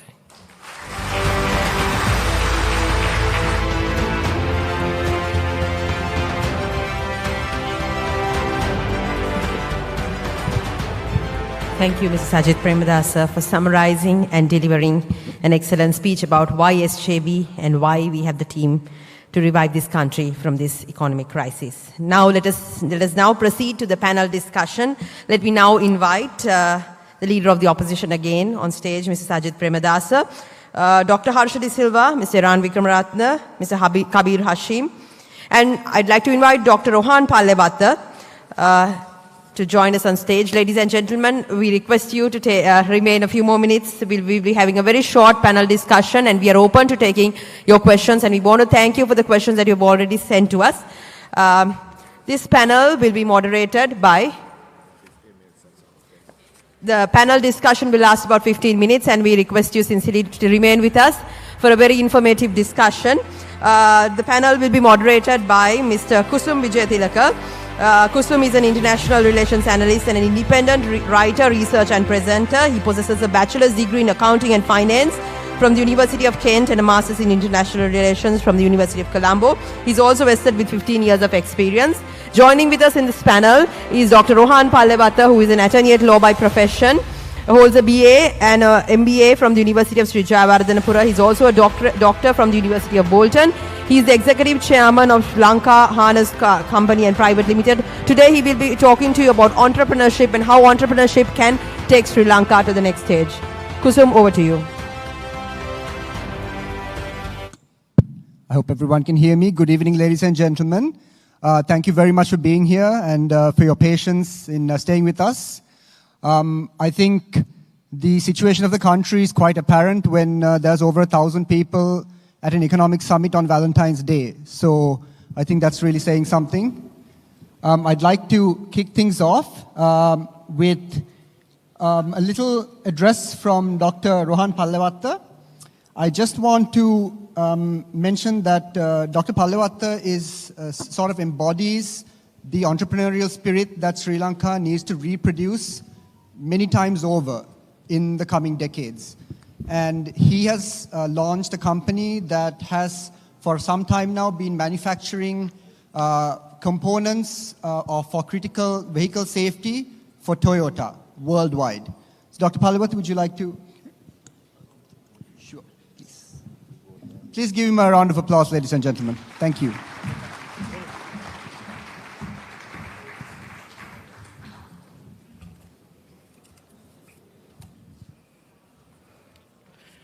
When Honorable Iran Wickramaratne was at the podium, he was saying that he was there earlier, and now that he's here.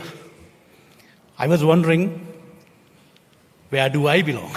Whether I'm there or whether I'm here. So the leader was sitting next to me, and I leaned and asked him, am I in transition? So the blueprint that was presented, if you go through, one of the salient features is that it believes in the growth of both internal and external markets. A blueprint per se will not take a country an inch forward. It will not find markets by itself, but it will lay down the best ever rules, world standards for entrepreneurs to play. And it will be the role of the entrepreneur when SJBEs in their blueprint recognizes the expansion of world markets. We entrepreneurs ought to think, how are we going to get to the international markets? Now, I run a business, sorry if I'm carrying coals to Newcastle, but I manufacture the impact sensor for the airbag. And the quality requirement is the uniqueness of my product, which is called 1 ppm quality. 1 part per million is the defect tolerance rate. And that is the highest level of quality anywhere in the world. And we Sri Lankans have proved that we are capable of delivering the highest quality in the world. Not only that I have achieved it, but I have sustained it for the past 20 years. So when entrepreneurs get into international markets, there are 3 things that you ought to get right. Your quality, your cost, and your delivery. Now quality, here is an example where Sri Lanka has proved that we can achieve the highest level of quality in the world. Secondly, the cost. Now, I'm a Section 17 BOI company, and the taxes, the corporate taxes I was paying was in the regime of 14%. But one day I wake up to see that it has more than doubled and gone up to 30%. So when that happens, the people who legislate, when they do not understand the side of the entrepreneur, this is what happens. So, because most of the contracts that we have with our buyers, they're agreed prices. They're agreed prices, and we contract for about 5 to 7 years. So when we did the costing, we took into consideration a tax regime of about 14%. And next day, as I said, you wake up to see it has been doubled. So how do you compete? How do you at least sustain? So one thing that the SJB will guarantee is policy consistency. Entrepreneurs will not be taken by surprise, because that can be guaranteed, because people like myself, of course, there are more than 30 plus committees that is being formulated under NCP, National Council of Professionals. And for the past so many years, they have been sitting in discussion, in presenting various policy options to SJB. It is not that a policy was brought ad hoc because we want to have something like this. It was well thought through. and people like myself were involved in formulating this. So as I said, then the second thing, the third thing is logistics. Of course, once again, I know certain countries, they bargain with international shipping lines as a government, as the volume of the country. So there are certain areas that we got to improve, and I'm certain that the SJB will address that. I'm very confident of that. To end my opening remarks, maybe you have seen a picture of a boy carrying another small child in his back after the Nagasaki bombing in Japan. And he was in fact carrying the dead body of his brother, a small child. And when he was walking, there was a soldier who stopped him and told him, "You can't walk too far with that weight behind you." Then he said, "He's my brother, he ain't heavy." So that became a slogan in Japan for them to help each other, carry each other, and to arrive at what they are today. So I trust the SJB will be empathetic enough to carry the people at the time of need. And I trust that SJB will deliver what is the crucial, because there's a thick carapace of insensibility that has grown over the collective psyche of the nation due to mismanagement at the highest levels. To induce the necessary catharsis to this situation will be the responsibility of any socially relevant political party. And I trust it is the SJB and only the SJB who could deliver that. Thank you very much.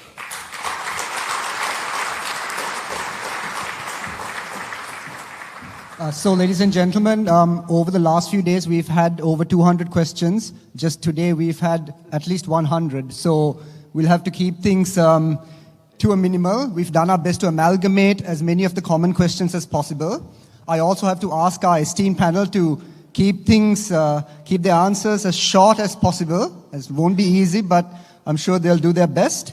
So we're going to start with a question related to entrepreneurship, as Dr. Hallewata also just mentioned. I'll just quickly ask Honorable Eran Wickramaratne, how does the SJB hope to encourage entrepreneurs to invest in Sri Lanka, both foreign entrepreneurs and local entrepreneurs? There is no one answer to that. I think it's mainly creating the environment. Because often, if I answer this question 10 years ago, everybody will talk about tax incentives.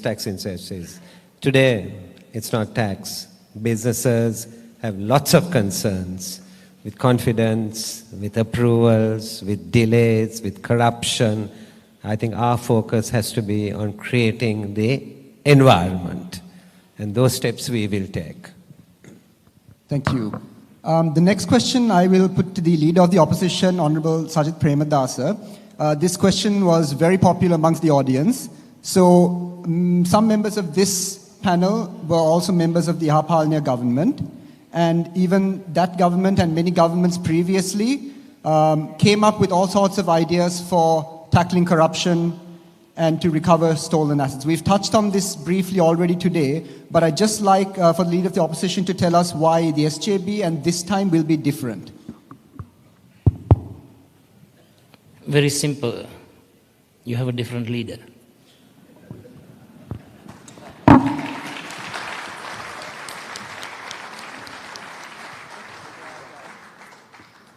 If I can stay with the Leader of the Opposition, there was a statement by the leader recently regarding the IMF and the IMF deal. And I think that has caused a bit of consternation in the market. So I wonder if you can clarify the SJB's position on the IMF deal, and future negotiations.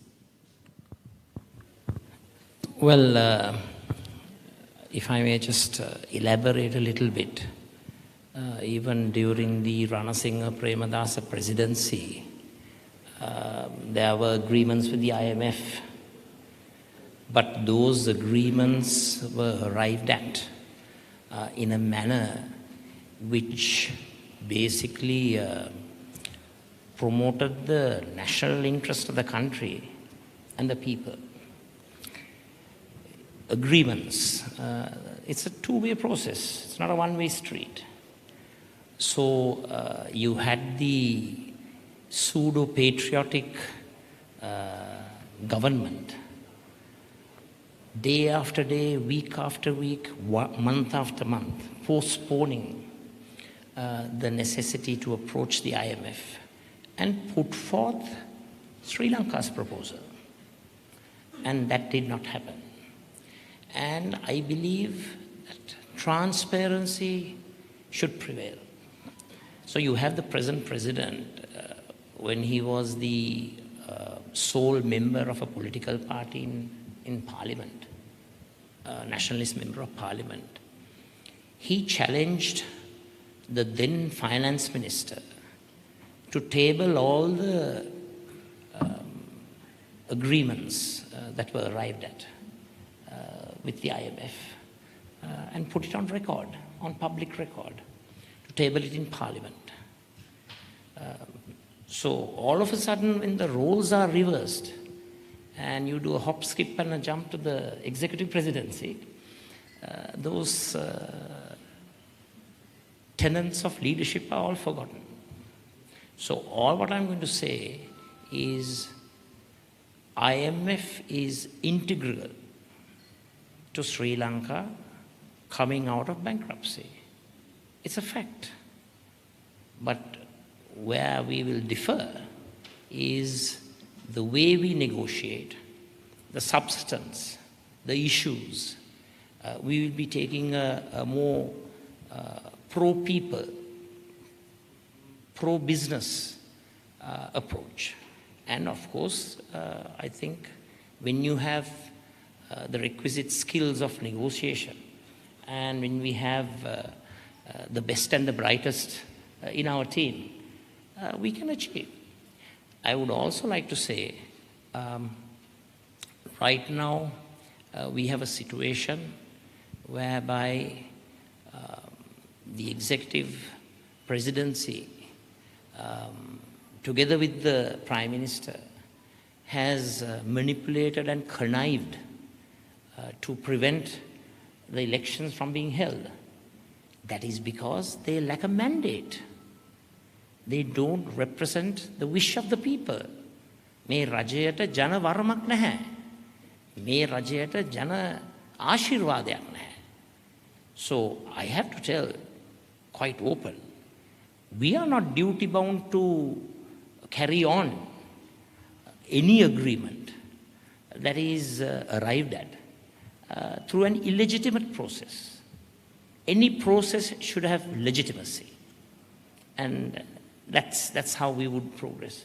Certainly, I must say, when the IMF negotiated with the Premadasa presidency, for the very first time, I remember, the World Bank, or it used to be called the International Bank for Reconstruction and Development, IBRD, they provided support for Premadasa's Janasavya program, the poverty alleviation program. Why? Because it was authentic. It was transparent. You didn't have political interference when it came to ascertaining who the poor were. There were standards. There was quality. So we will work with all of the IFIs, International Financial Institutions. In fact, I don't know whether the government knows, the G7 countries have already formulated an infrastructural package for countries in the Asia-Pacific region and the rest of the world. We can talk to them. And as Honorable Eran Wickramaratne said, we are a non-aligned country. We will work with everyone, and we will not do anything detrimental to the interest of any country. What we will do is we will promote our national interest, and we will try to arrive at all mutually beneficial agreements. and certainly any agreement that Sri Lanka has a comparative advantage. Thank you very much. The next question will be to Dr. Harsha De Silva, and I think it's a bit of a challenging question. So, Dr. Harsha, can you briefly sum up what an SJB government would do differently if it was in power right now? And maybe a little specific word on the tax structure, if you have anything to add. I mean, like Mr. Premdas mentioned, our choices are limited, right? So there is no question that we need to work with the IMF. We have to, like he agreed. We have to be realistic. The issue is, some of the things that we've agreed upon not palatable, particularly the middle class tax. Now, I'm not saying that we need to reduce the total volume of revenue that we bring in. But we can do even better by having a different structure. I mean, there were countries, or there are still many countries that have a higher marginal tax bracket than 36%. Right? There were countries that had 80% highest marginal tax bracket for certain periods of time. South Korea had a highest marginal tax bracket of over 90%. They've come down to around 40-some%. So how do you tax is the issue. So if we were in office, we would have certainly negotiated with the IMF on a more humanitarian, shall I use the word, tax. People are saying, why can't you pay 36% tax? That is because you have to maintain a certain lifestyle. They got used to a certain lifestyle. They have to pay their loan. They ask, you can't pay your tax because you have a loan. Yes, we all have loans. The first thing we want to do, build a house. Everybody has a loan to build a house unless you have some money stashed somewhere else. So normal people have done these things. So sometimes you have nothing left to live with. So we have alternatives and we will discuss with the people. We are not that other party that said we are going to bring down the highest marginal tax bracket to 24%. Where are you going to get the money? 140,000 people paid tax pay. And 1.1 million people are registered to pay. Where are the rest of the people? Should we squeeze to the bone the people whose paycheck is handed out at the end of the month by a company that obviously is able to deduct the tax? What about some of you here? Right? I know there is two sides to this coin. If I give government my hard-earned money as tax, and if they waste it, if they misuse it, if they take it home, why should we pay tax? Right? So, I mean, this is a discussion that we need to have with our people. So, particularly the issue, like what Rohan mentioned about the corporate tax. In our blueprint, we did mention that taxes need to obviously be revised. But we also mentioned how best perhaps it could be done. Going back to Mangala's 2017, but also sort of tune it so that we can have some agreement on the debt sustainability analysis. We have so many conditions today, right? We have to bring in a certain revenue. Where are you going to cut the expenditure to take the primary deficit from -4 to -0.7? How much can you cut in expenditure? What is the biggest expenditure that we have? Right? So we would have, Kusum had a much more straightforward conversation and arrived at a better distribution of or sharing of the burden to get the same amount. So we hopefully, if we get a mandate and come to office sooner than later, we'll have to figure out how to go forward with this particular matter. Thank you very much. The next question we'll pose to Honorable Kabir Hashim. Honorable MP, could you tell us about your views on money printing and whether money printing if we are to cut down on money printing, can we still afford our welfare state and can we still afford the subsidies that we have gotten used to all these years? In my presentation, I spoke about a central bank which was not independent. It was politicized. Result was giving the freedom for the central bank to print enormous amounts of money at the whims of politicians. The result was the inflation that we face, the crash, and in the last 2 years, how it really damaged the economy. Basically, I think you go back to history very shortly. B.R. Shenoy was asked to advise J.R. Jayawardena in the 1960s. He gave a very clear picture about having a currency board type of system like in Singapore, where you don't print money, you live according to your means. Subsequently, Goh Kuen Sui was asked to come in 1980s by J.R. Jayawardena. He gave the same advice. Countries that followed the currency board system have taken off, done very well. Many in Europe, in Hong Kong, Singapore, some of the countries in the Middle East. Those who have printed money gone excessively, they've gone broke.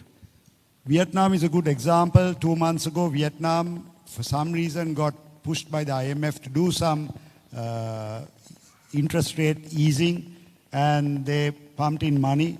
The Vietnam currency dropped like a brick, right? So we need discipline, fiscal discipline and monetary discipline if we are going to make our country prosperous.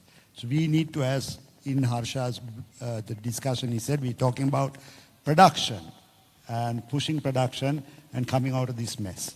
So monetary policy has to be strictly adhered to if we need to come back as a country. There's no easy way out. You can't print money and become rich. Thank you very much. Dr. Palewat, I'd like to ask you, you're on stage representing the business sector as well. You're an industrialist and entrepreneur. Why have you taken a bit of a risk and come on to I know it's economic summit, but it's also a political stage. Could you give us some ideas as to why you've decided to align yourself so closely with the SJB, the main opposition? Well, as you know, this is not the first time that I have taken such risk. Back in the year 2019, when I contested the presidency, I took another risk, but for a reason. Because most of us professionals, we think politics are not for us. As long as you think so, this country will not move forward. Because it is the professionals, it is the academics who should come forward. I mean the true professionals. I mean true professionals with integrity should come forward and take into politics. That is what I have done, and that is why I am here. And the reason that I have selected SJB is we can understand in politics there will be always polarization taking place between two camps. And this time too, the polarization will definitely happen between two camps. And I can guarantee that I'm in the best camp. Thank you.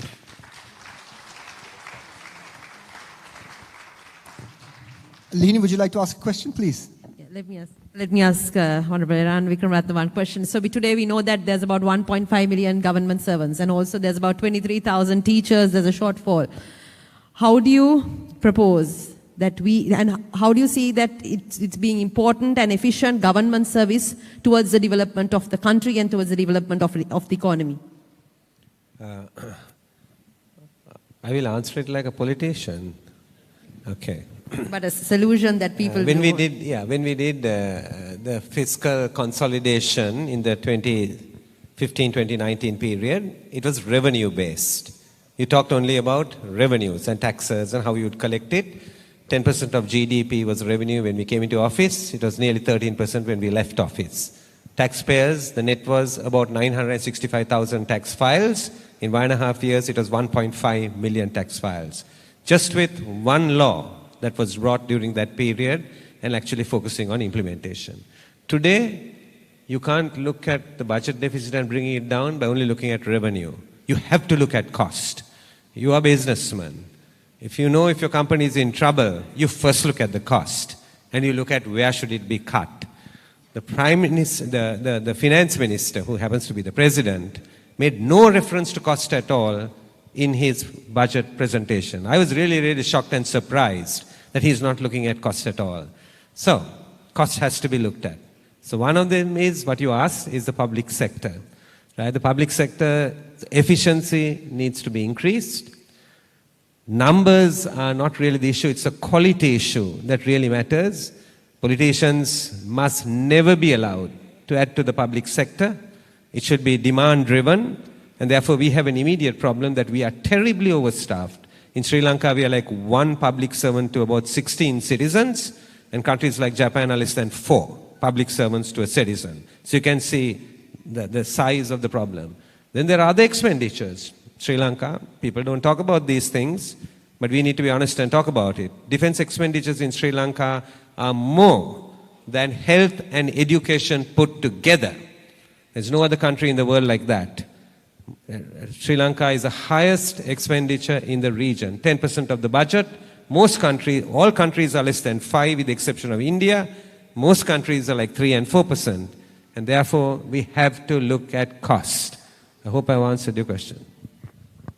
Let me ask one question from the Honorable Leader. So 52% of the population is women, and women contribution in job market is around 36%. So women play a pivotal role in shaping the economy of the country. I'd like to briefly ask, how will SJB and an SJB government work towards securing the rights of the women and also building a more entrepreneurial culture for women and getting women's representation across all spheres, be it politics, be it employment, be it contribution to the economy? How will you create a better environment for women? One need not look any further than the Women's Charter, which we put forth at the 2019 presidential elections. If you follow the provisions of that particular charter, whereby a social contract was signed between the women of the country and the prospective presidential candidate in promoting socio-political, economic empowerment of the woman. I have at all times, together with the rest of my members of the SJB, espoused the cause of women. We have championed the cause of women. And we have walked the talk. We have put special focus on facts such as improving women's participation in the labor force, ensure that the structural obstacles that exist for women to work are prevented, to ensure that there's security for the women of this country while at home, on the way from home to work, and also security and protection at the workplace. So I think when it comes to women's issues, we have taken a very comprehensive approach to fulfilling their aspirations and their needs. And if one is interested in looking at the specific provisions, one only needs to look at the Women's Charter that we signed up to in 2019. Of course, we have amended that particular charter to suit the present-day circumstances because with the economic debacle and also with the COVID pandemic, the circumstances have changed, and we have amended that charter to suit the present-day needs of the women of our country. And we will passionately champion their cause. Thank you. So, ladies and gentlemen, we'll probably have one more question and wrap things up. I hope you've enjoyed the panel. I'll finish off once again with the Leader of the Opposition, and this is a question that many people had asked since he's joined on stage with a few members of Parliament as well. He was asked, will there be a code of conduct for your MPs and from the members of the Cabinet? Will you be reining them in and making sure that they behave themselves once they are in power? We have already formulated and initiated a code of conduct for all our local authority candidates. That's going to be our model. So they will all be role models, and we will not confine that particular code of conduct to the local level. It will certainly be applicable at the provincial, parliamentary, and also at the presidential level. Thank you very much. And with that, ladies and gentlemen, I'll hand you back to Lihini. Thank you very much for your attention. Let me thank our eminent panel for presenting the blueprint today. So we'd like to thank you, ladies and gentlemen, for being with us this evening, taking time off your busy schedules, and for being with us. We are humbled by your presence. So it says, a crisis is an opportunity. Conflict builds character. Crisis defines us. And we say today with confidence that we, the SJB, has the team that has the interest of the country at heart. We need a country that is well managed by professionals methodically within the corners of law. We need a country and leaders that respect rule of law, governance, human rights, ethics, and a leader that can govern with both strategy and empathy. That is why we ask you today that SJB is the only party that can resurrect Sri Lanka from its present crisis. On behalf of the organizers of this event, I'd like to thank you all for being here with us this evening. And thank you very much, ladies and gentlemen. We are humbled by your presence. Signing off today, your MC for night. I'm Lihini Fernando, Attorney at Law. Have a good evening and drive safe. Thank you.